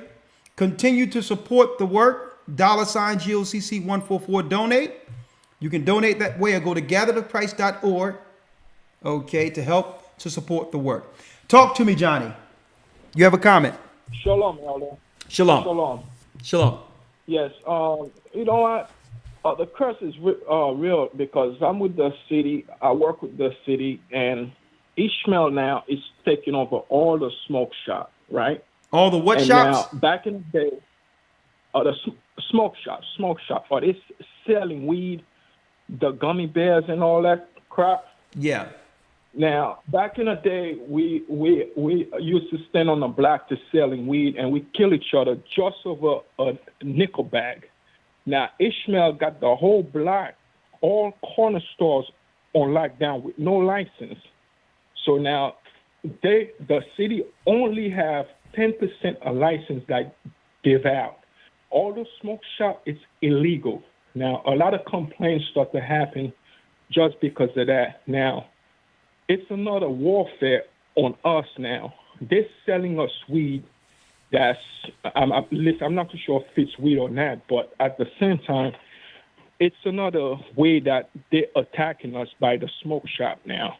And, I hate to see it so bad. Every time I see a store that's open, it's a smoke shop. It's a smoke shop. Now, since the curse is so real, and I'm looking at us, I'm like, wow. When the book said we have eyes, we cannot see, this is real because we killing each other for a nickel bag. Now Ishmael come and take over the whole block and laugh in front of our face, and we don't do a damn thing about it. And I'm like, yo, this is so, you know what it is? A lot of time I get so pissed off, and I want to go in there and smash them everything down. Okay, but brother, let me tell you, you can't. I know Benjamin, y'all ready for war, but let me tell you, it's not about our weapons of warfare aren't carnal. Okay, listen, the way we win against them is coming under the Most High, following the Most High's law, and on top of that, we must circumvent them by not supporting anything they do. We support our people. Now, let me tell you. Now, when it comes to the drugs and all that, that shouldn't be happening anyway. But I can understand what you're saying. If our people were locked up under under Biden's law, I'm going to call that the crime bill of '95. If we were locked up 5 years for a vial of crack cocaine or a few bags of reefer, and now their answer to that is to what? Now they do open up shops and make it legal and give it to the same people who has oppressed us and put us in slavery. What's wrong with that picture? You would have thought that they would make amends by compensating the people who went to jail for a bag of weed, right? You would think that they would make amends by at least compensating these people, reparations or something. No, they're doubling down. They say on top of that, we're going to make evil synthetic weed that ain't even natural, even though none of that stuff is good for you. And on top of that, we're going to give it to your enemy to continue to poison your people without a license. And these people will not serve 1 day in jail, Judah. How you like us doubling down on you? And see, I'm glad you're mentioning this, brother, because this is the conflict we've dealt with. Biden's law, the crime bill that was pushed by Bill Clinton and him. And they want us to care about what's going on over somewhere else where $100 billion are being shipped over there out of nowhere after hundreds of billions of dollars was spent on immigrants and hundreds of billions of dollars was spent on COVID, but they don't have nothing for our people. I know. This is war. But go ahead, you got the last word. My job is to go out there to give them fine, but that's when I give them the fine. It's like they find a way, somewhere or somehow, they find a way to still keep the store open. Of course. You know, I just. Hey, brother, listen. You know what's wrong? What's wrong with it, brother, is that you are viewing this through politics as if the law applies to them as it does to us. But Esau's crying a lot I'm saying, too now. what I'm- Esau's really crying about yeah, it now. yeah. What I'm saying is you have to realize this is not a war just on our people, brother. This is a war, brother. This is a war on American citizens. They don't care if you black, white, or otherwise. They're siphoning the money out of the citizenry so that they can bring America down to a third world country. The people they're bringing in is used to living third world. They're used to living under communist regimes.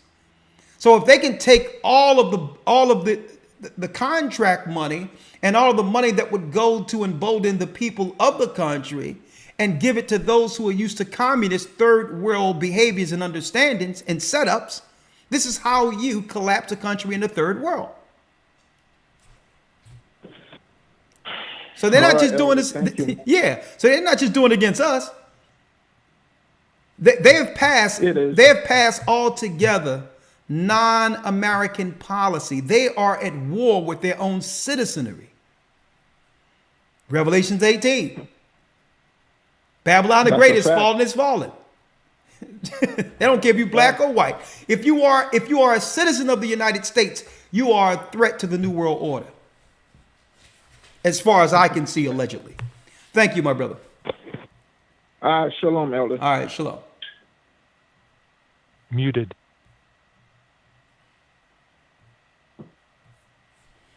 Hold on. Unmuted. Okay, Tyler has a question. Tyler? Shalom, Elder. How are you doing? I am blessed by the Almighty. Yourself? Yeah, there's actually something I got to say in reference to pretty much a whole lot of people that's been calling in regard to Ishmael. But the question I had, it's just a small question. I know all the other names, and this is totally unrelated. I kind of don't even want to ask right now, but I know all the other names for God and Christ or another God or Satan or something. But what is the ABBA? What does that mean? Abba only means father. Okay, so that's not a satanic word or anything like that to call on that name or anything? Nah. You don't call on it. It just only means father. It's no. Okay. Yeah. All right, but yeah, I got a story to tell you in reference to what a lot of the sisters been saying. Back in 2012, there was a Middle Eastern store that me and my woman would go to. Actually, she would go in. And the guy would always flirt with her. You know, it was nothing too bad, and he would always give her discounts. At this time, she would literally go in, buy 2 of those Cokes made in Mexico that we both like. She'd buy 2 packs of cigarettes, 1 Marlboro Red for me, 1 Marlboro Menthol for her. And he told her, or she told him that, she had a boyfriend, all that. He didn't care. He just flirt, tell her how pretty she was because she was a classic pretty, like, Dorothy Dandridge or, Etta James or something like that, and everything was fine until I came into the store. And it's like when he saw me, everything changed. And it's just crazy, and then, he wouldn't give her the discount. He wouldn't give her the discounts anymore. He wouldn't talk friendly anymore. And she just had to ask, she was like, you knew I had a boyfriend, but what's the problem? And she was like, you're sleeping with the devil. That's what she said? I guess I'm white or whatever. That's what he said to her. He said to her while you were there? Well, not while I was there. This was the time she came, because she came in a few more times, because I would always stand outside and talk to a friend that would hang out in front of that store and do what he did. It's a friend from school that I've known like 20 years. But anyway, she come in and she was a straightforward person. She's just like, okay, you was all friendly with me. You knew I had a boyfriend. I'm buying menthol cigarettes for me, Reds for him. A Coke for me, a Coke for him. But when you see that he's white now, whatever, and she's just like, you're sleeping with the devil. And see, all this time, we would believe that they just didn't like us. But after hearing this broadcast, it just makes me think, especially what you were saying, it's like he saw that I was white and he knew he couldn't have her. Whereas if I was a black man or whatever, he figured he had a chance. And that's messed up to say, but I honestly think that's what his train of thought was. Like, seriously. You know. But yeah, he saw me. There was no more discount because it used to be she only paid for one pack of cigarettes. She only paid for one Coke. And we went there every day because we both smoked a pack a day and we both drank one of them Cokes out the glass every day. And okay, yeah, hopefully she had to pay for everything after that. Hopefully you've pivoted off of those smokes, ain't you? I ain't even had a dream about a cigarette since I talked to you last. I don't know if you prayed for me, but them dreams have stopped. It's been like 3 months. I haven't had one. Praise the Most High. But yeah, if you did pray for me, thank you very much. Because I just know they stopped after I called you that night. But what I was originally going to bring up was how you talked about how Cardi B was talking to Joe Biden, and it made me think of 1991 when George Bush Sr. invited NWA to the White House. You remember that? Yeah. Right around the time that allegedly it was time to turn everything into gangster. And I was a little kid, but I was listening to that stuff. But when it comes to your Cardi B's and your Nicki Minaj's and your Ice Spice, they're modern day female versions of DJ Quick, Too Short, Eazy. Think about it. Hey, the nasty, the raunchy, Check it out. I need brothers and sisters to understand the game real quick. I'm gonna place you on the call. Great points. And listen, stay hold because I need you to hear this, right? I need y'all to hear the game real quick. While they were doing the war on America's enemies over there, choice countries like Libya and Iraq and others, let me show you what they was cooking in the White House for American Arabs over here. The White House, okay? There it is, during the time of George Bush. The United States is a nation dedicated to religious tolerance and freedom. And President Bush has acted to ensure that the world's Muslims know that America appreciates and celebrates the traditions of Islam. Here in the United States, our Muslim citizens are making many contributions in business, science, and in law, medicine, and education, and other fields. And Muslim members of the armed forces of my administration are serving their fellow Americans with distinction, upholding our nation's ideals of liberty and peace, justice and peace. Right? Remarks by President on El Al-Fredda, the Islamic Center of Washington, D.C., right?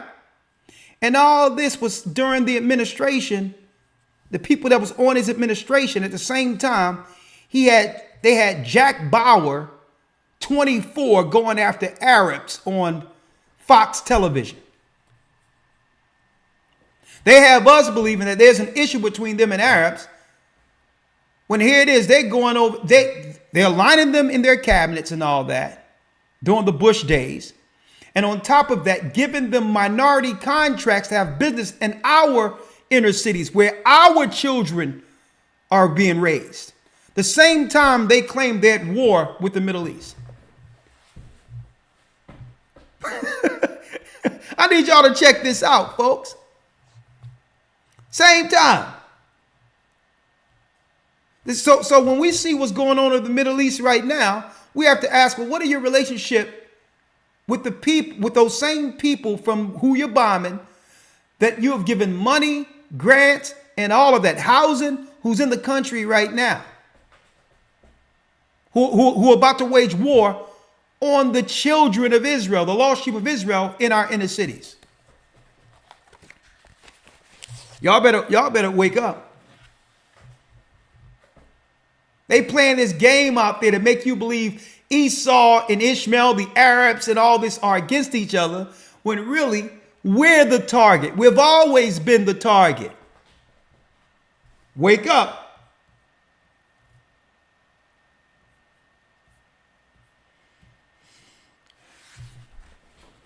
How you doing, Trent? Good evening, Trent. Oh, man. Elder, my God, bro. Yes, sir. Elder, sorry to say, bro. I was gonna ask about I was gonna ask you to break down what's the difference between? Well, let's start with that. Being called or chosen. So let's start there. But some young men called in, and let's start there. What's the difference between called and chosen? I don't think a lot of people know. The Most High Is that chose. Matthew 22 and 14? Okay, If I remember correctly. let me make it clear. Okay, many are called, And what's the few. difference? Many are called, few are chosen. Time and chance happen to all men. So just because you hear the word and understand the word doesn't mean you're going to walk in that calling to the end. So the whole world is going to know the truth before it's over. Many is called, but few, and the chosen is a choice we make to follow the Most High. You understand? Come on now. No, I don't. no. I'm gonna explain it to I you. think there's got to be there's a difference. Okay. Come on now. Listen, Called and chosen. brother. I Listen. think Elijah. I think Elijah is Okay. chosen. Okay. I think right, brother. right. You asked me. I'm just asking. Listen. Go ahead. Listen. You asked me a question, and I'm gonna answer it. If you think something different, you have the right to think that. I'm not here to argue a point to where you're wrong, I'm right. You asked me a question and I'm answering. The Bible says, "Ye that endure unto the end, the same shall be saved." Okay. Judas was called. Okay. Many people were called into the work, but who's going to finish? So that chosen is another dynamic that leads to those who will endure unto the end. Deuteronomy 7 and 6 tell us that we are a special people and that we've been chosen as a people above all people that are on the face of the earth. But does that mean all of us are going to make it because we're chosen? Okay, so are you saying that even the chosen can make a conscious decision not to be saved? What I'm saying is the Bible says only a remnant is going to make it out of the chosen. So that means the chosen. Why is there a differentiation between the called and the chosen? Okay, I'm going to answer the question, and you're not going to please interrupt me so I can answer it. And then I'm gonna be quiet, Elder. I'm gonna rock with you. No, you don't got to rock with me. I'm answering the question. You can be chosen, but still you must endure unto the end. Christ says, "Ye that endure unto the end, the same shall be saved." We're all chosen, but doesn't mean we're all going to make it. Okay, time and chance happen to all men. Okay, the difference. What made the prophets different than others? They walked in their calling, and they made a pact. They made an oath with the Most High to finish in their calling. That was a personal choice that turned them into prophets, that made them who they were. So again, many are called, few are chosen. Okay? Ye that endure unto the end, the same shall be saved. All right? All right, so I'll get on to the next joint just because the next brethren what? called in a few women. You get on to the next what? The next topic. The next topic joint. But let me be politically correct here. No, I mean, so like men are having. I'm hearing that's a hard one for men. It's not a hard one for me. I don't have women are not difficult for me. But I think I have to preface as to why, right? The reason why women are. What I don't understand when you state that women aren't hard for you. What they have to do with our conversation? Okay. Well, based on some of the men that have called in, there have been some. I mean, this is kind of almost like an elongated conversation of a point that has been made as of late. When I say as of late, I'll say like inside like the last 3 years. This whole you got to get to it. You got to get to it. Okay. Now you know I could go. I'm trying to talk slow because when I talk fast, a lot of people. Okay, I'm all right. I'm gonna get to it. All right. So I want to say it slow enough so people can understand it because I can talk too fast where people don't understand it, and I can use No, words that you're people don't talking quite to me. Let's understand. do it because I got it. I got calls. So you got to bring it. What are you talking about? All right, so I'm gonna say it within the trajectory that I normally speak and in the fashion and cadence in which I normally speak.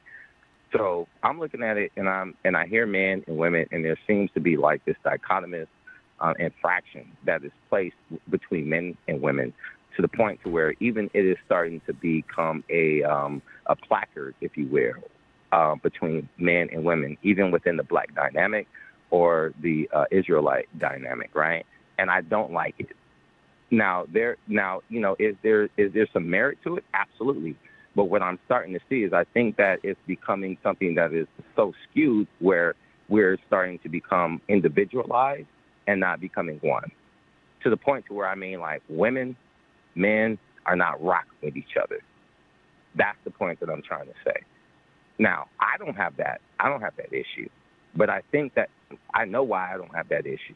But there are a lot of, the statistics that was brought out, men between the ages of 18 and like 32 have not been able to have any type of romanticism, if you will, reading between the lines, with a woman inside of a year.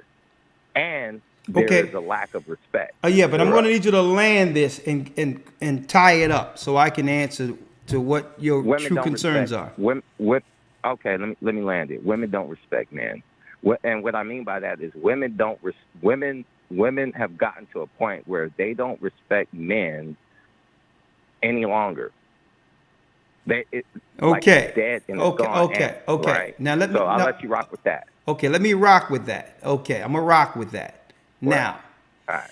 I'm not going to generalize, okay, because there are a lot of women who respect men. I'm not going to look at it that way. The way I'm looking at it is we as individuals choose our interactions. If someone chooses to allow disrespect, then that's an individual choice. A respectful man doesn't have to accept disrespect or dishonor. Same as a woman. So I'm not going to generalize. Listen, I won't allow anyone to disrespect me. Okay? Because I will respect others. Do unto others as they do unto you. Now let me make this clear. I believe the conversations are necessary to be had when it comes to the understanding of man and woman. Far too long. The dynamic between the two. Yeah. Far too long, one of the issues have been, since time immemorial, the issues have been us just burying our captive Willie Lynch mentality without addressing it.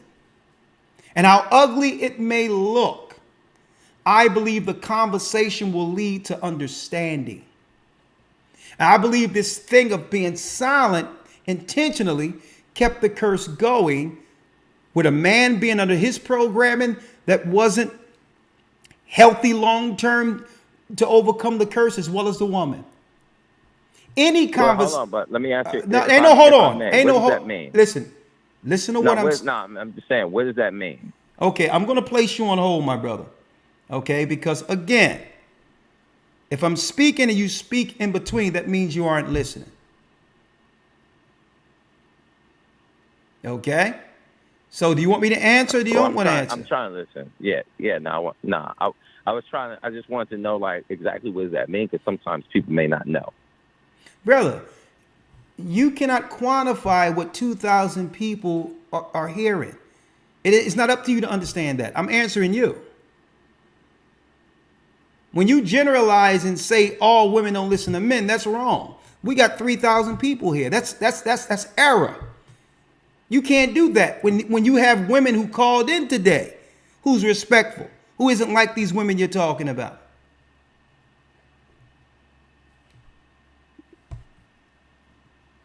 Get to the next call. Have a good night, my brother.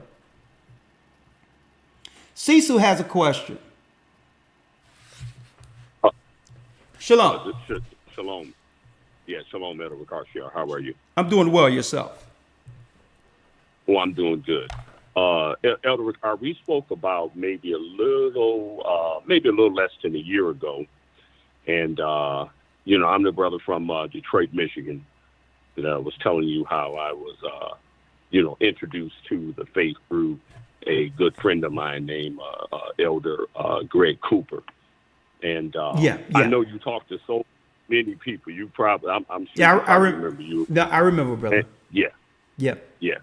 And so the reason why I'm calling Elder Christ is because I know you're going in overtime, and I just had a quick question.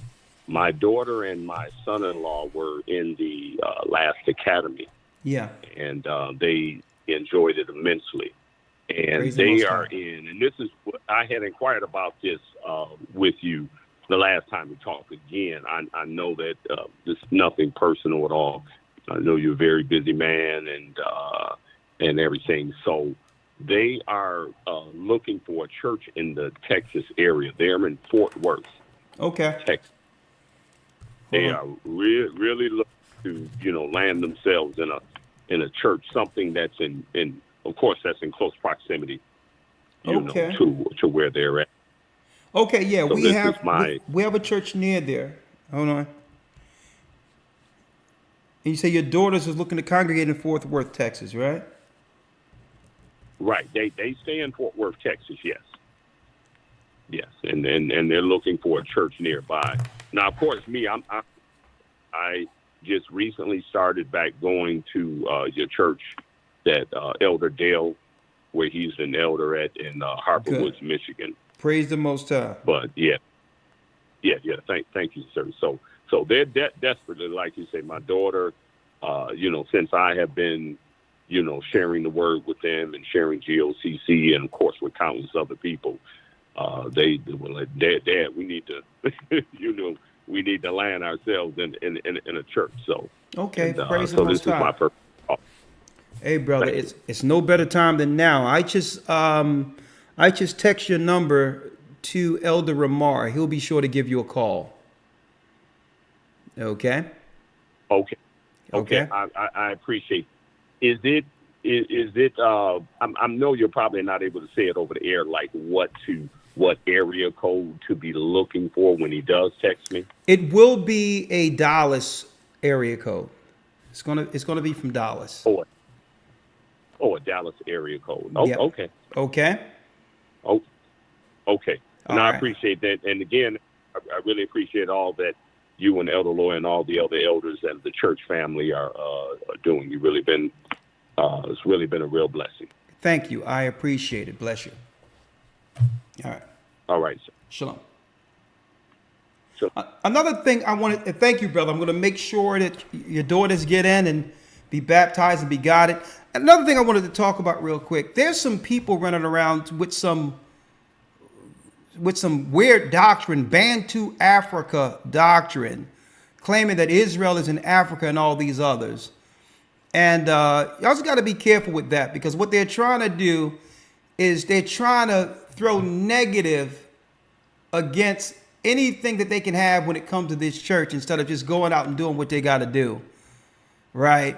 And just teach what they think Christ should be teaching. If you believe that Israel is in Africa and that this church isn't correct, just Godspeed. We wish you the best. Just go ahead about your business. You don't have to say anything. Do your work. Y'all have to be careful. There's many people out there who just are gathering because they have negative spirits and they just want to join with a group of malcontents to try to attack. And I'm saying, listen, we pray for you. We don't believe that Israel is in Africa. Why try to reach people in our church about our church? Just go do what we're doing. And if you're teaching the truth, then Christ will have sheep for you to guide. I wanted to put that out there. There is no Israel in Africa, folks. Don't believe it. And what they'll do is they'll try to throw some negative and try, yeah, this happened here and this happened there, to only peddle, you know, to peddle some doctrine of Bantu Africa. Okay, so be careful. That's out there. All right, it's a doctrine from the pits of hell. All right, Victor has a comment. 305, Victor. Shalom, Elder. Shalom, how are you? Shalom, Elder. Shalom, how are you? I'm doing fine. Good. All right, great. Can Elder Lawyer hear me? Yes, he can hear you. Okay. Let me tell you something about your partner, man. I met Elder Lawyer about maybe 4 or 5 years ago in Georgia.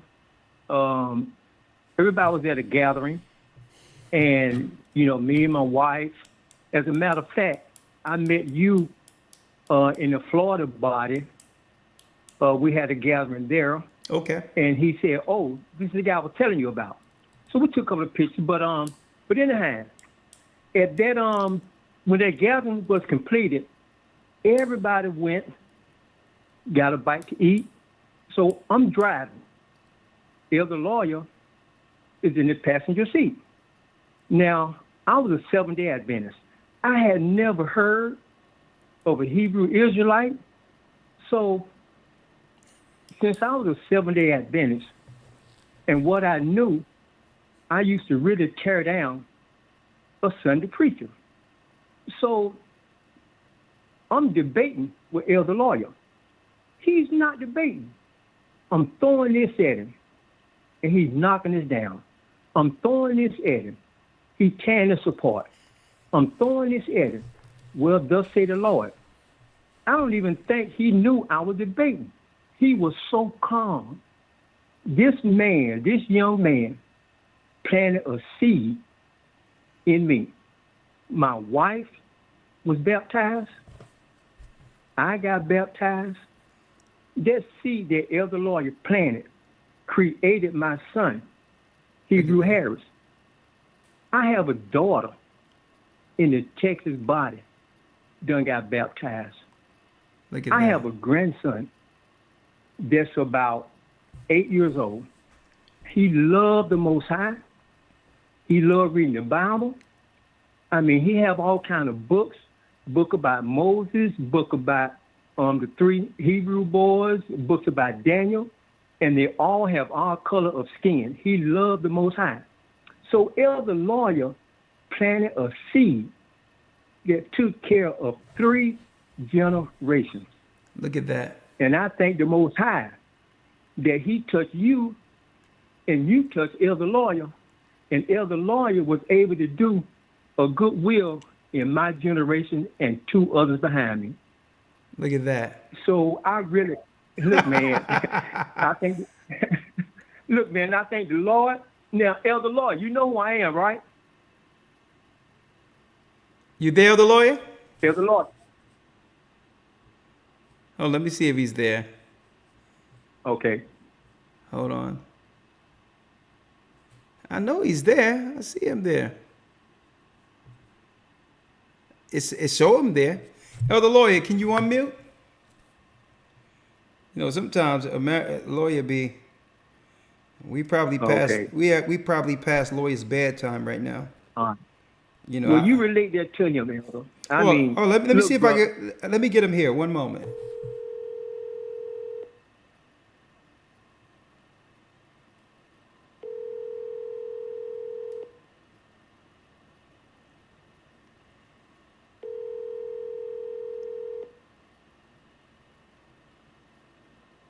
Hey, Shalom.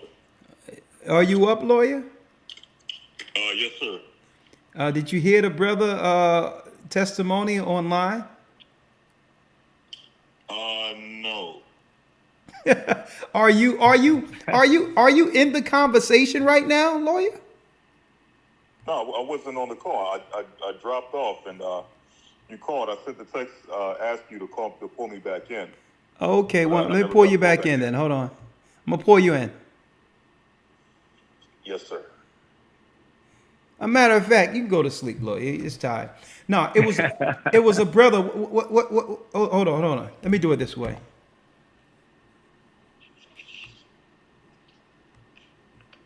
You know, I can go forever. Shalom, are you there, brother? Yes, I am. Okay, 1 second.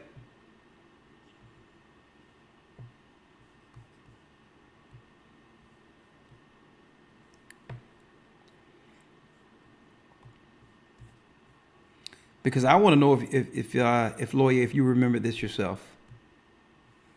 It's a good, it's a good testimony though. Praise the Most High. All right, brother, you there?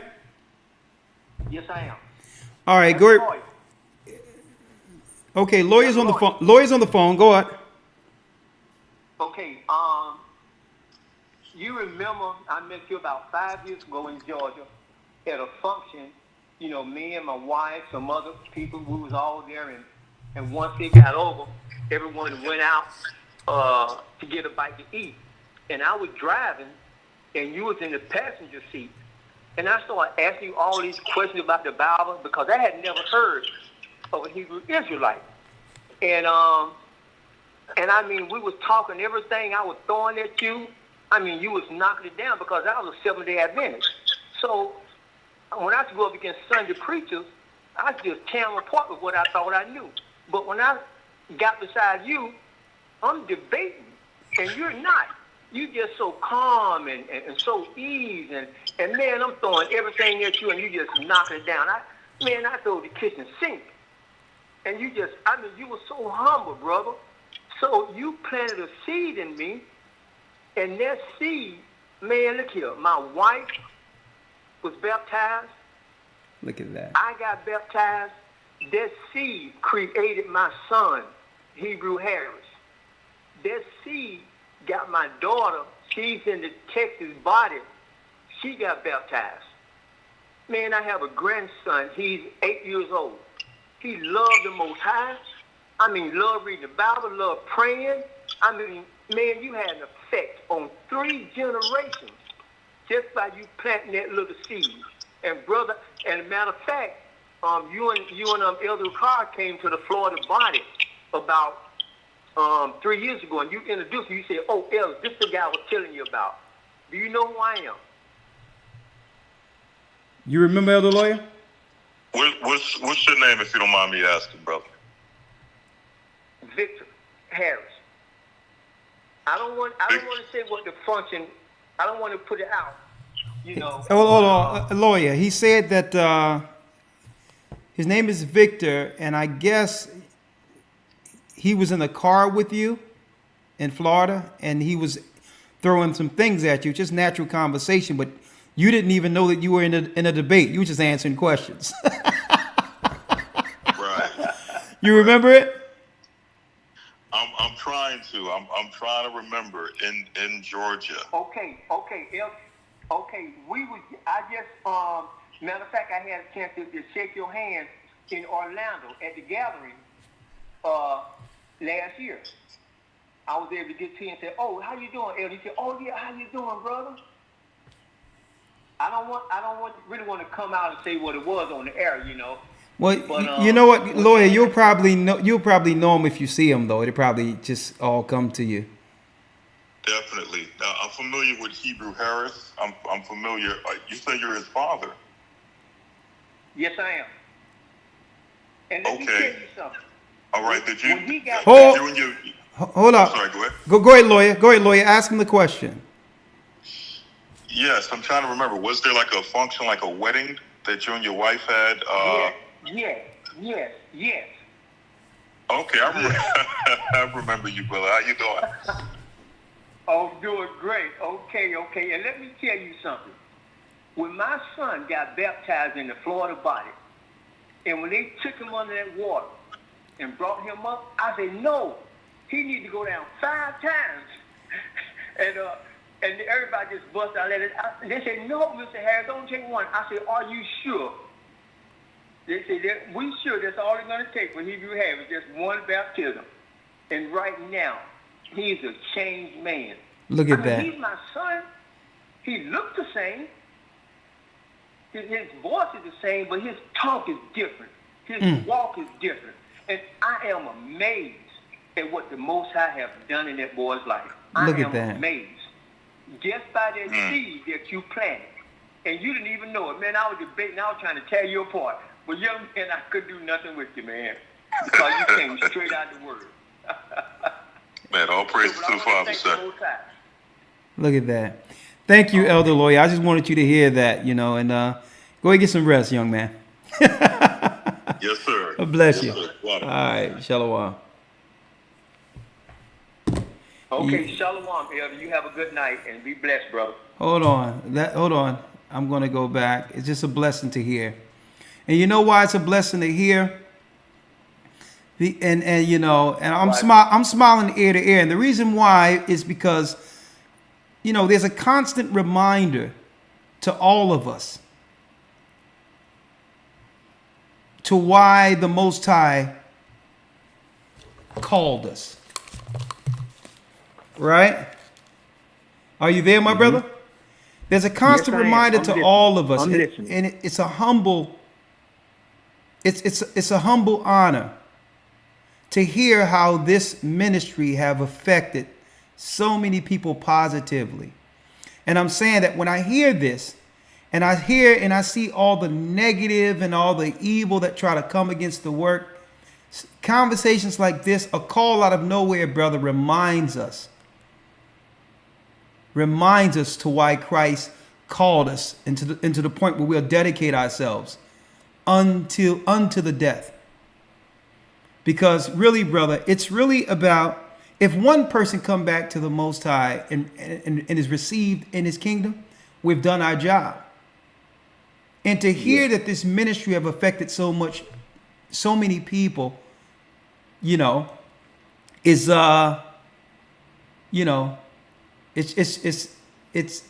it's life changing, brother. Yes, I bless you, and I'm glad you called, because that call was needed. Because I'm gonna tell you, the Most High, it tell you, one man planteth, one man planteth, another man watereth, but it's the Most High who gives the increase. Brother, it was your works in Christ the whole time, even in the 7-day Adventists, that led you to that moment. Even Elder Lawyer, myself, we're just vessels, but it was Christ feeding your spirit, giving you exactly what you needed at that moment. And that's all we are, brother. We're the body. You're the body. Yes. And yes.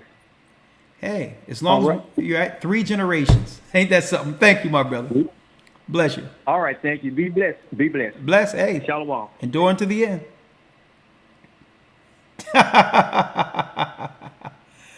Your lawyer, this guy wanted a debate, and there was no debate. The lawyer's like, well, go to this scripture here. Oh yeah, I understand what you're saying. Go to that scripture there. Okay, you see that? Okay, go to this scripture here. And the other brother was in a full-scale debate. Woo! Lord. If there's any such thing as a spiritual ninja, Elder Lawyer. Let's see. I mean, that thing should have been recorded. I would have loved to see that myself. 305 area code.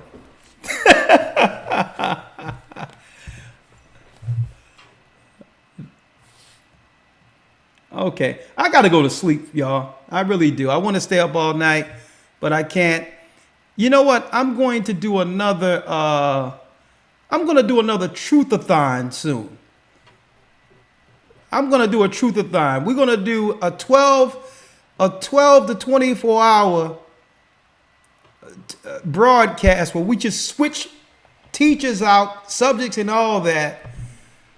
For a whole, do an overnight in the morning. I'm going to do that. It's coming. Another truth-a-thon. You know, I sure like to hang with y'all tonight, but you know, that who can top that call? Well, it isn't about topping anyway, but what a great call. 3 generations. And I want even others who may not fully receive what this ministry has become. I just want brothers and sisters to look outside yourself and see the work itself and the impact it have had on so many people, not for our sake, but to see the Most High and get on the path to do the right thing, to understand what a work is about. Because no work is perfect. Even during the time of Paul, he was saying, many will have gifts of prophecy, many will have this or that, heresy or all this other. But as long as Christ is taught is the key, which is the overall objective. And if it put people on the road to righteousness, is it not enough? Is it not enough? And you know what that comes through? People can say whatever they want to say about the disciples, all of them, and the work even to what we have today, a serious apostleship or whatever the case might be. But what makes it what it is what? The endurance, the consistency. To even people can go on about their life and they may forget about a few things and just go back into the world, but all the time in the back of their mind, even brothers and sisters out there who just go about their life, it's a certain spirit of what you would call comfort to know that regardless of what people are doing in their personal life, whatever the case is, that they're always able to circle back, to get right back, folks, on the mission, knowing that we're here. And that's the spirit of consistency, where people have done all types of things to circle back and say, let me chime in and see what's going on with the elders of the Gathering of Christ Church. And you know where we were? We were here. See? And that's the consistency. Ye that endure unto the end, the same shall be saved, which is so important. Because no one can understand what a gift is, okay, when it comes to an anomaly throughout any generation until you look back and cannot have access to it anymore. You don't know the blessing of what something is until it's no longer available. But I'm glad and I'm blessed to be available right now. I thank the Most High for the honor to be available. See, and that's what the work is. Because there's so many more we have to gather into this number. And once that number is actually collected, once that number comes to its fullness in heaven, we're all out of here. Once that sum is added to the heavens, where it's told to Christ, finish it. We finish it down here and get to that number. He returns. He returns. All praises. What a call. Man, I'm ready to run through a wall right now. Because you know what? Humility, and you can tell the brother was aged. Humility, respect, and honor. These are virtues that we've been missing so long as a people. And to know it still exists gives all of us that extra bit of hope. Give us that extra bit of hope. I need y'all to understand what I'm saying.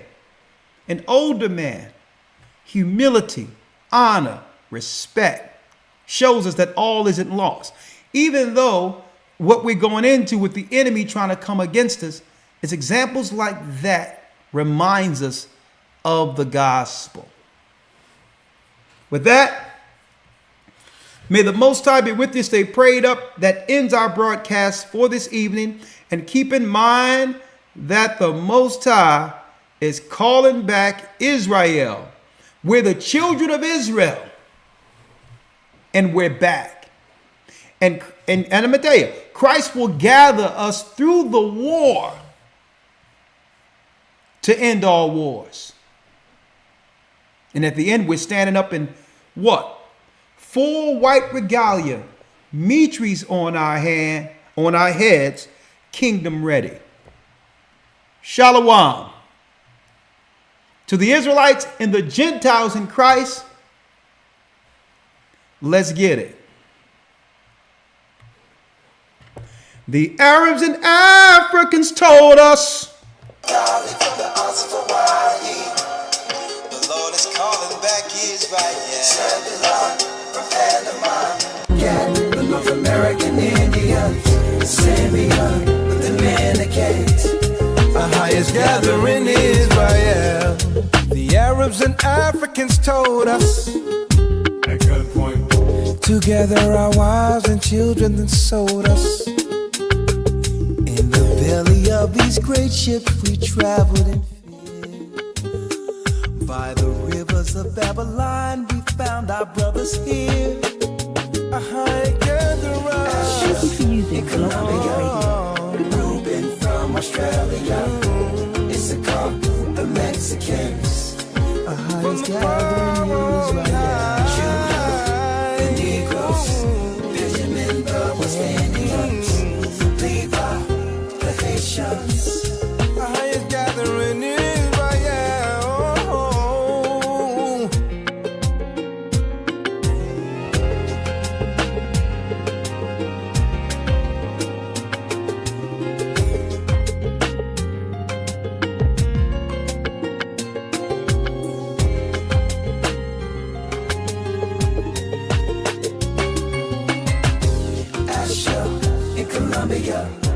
Reuben from Australia, Issachar, the Mexicans.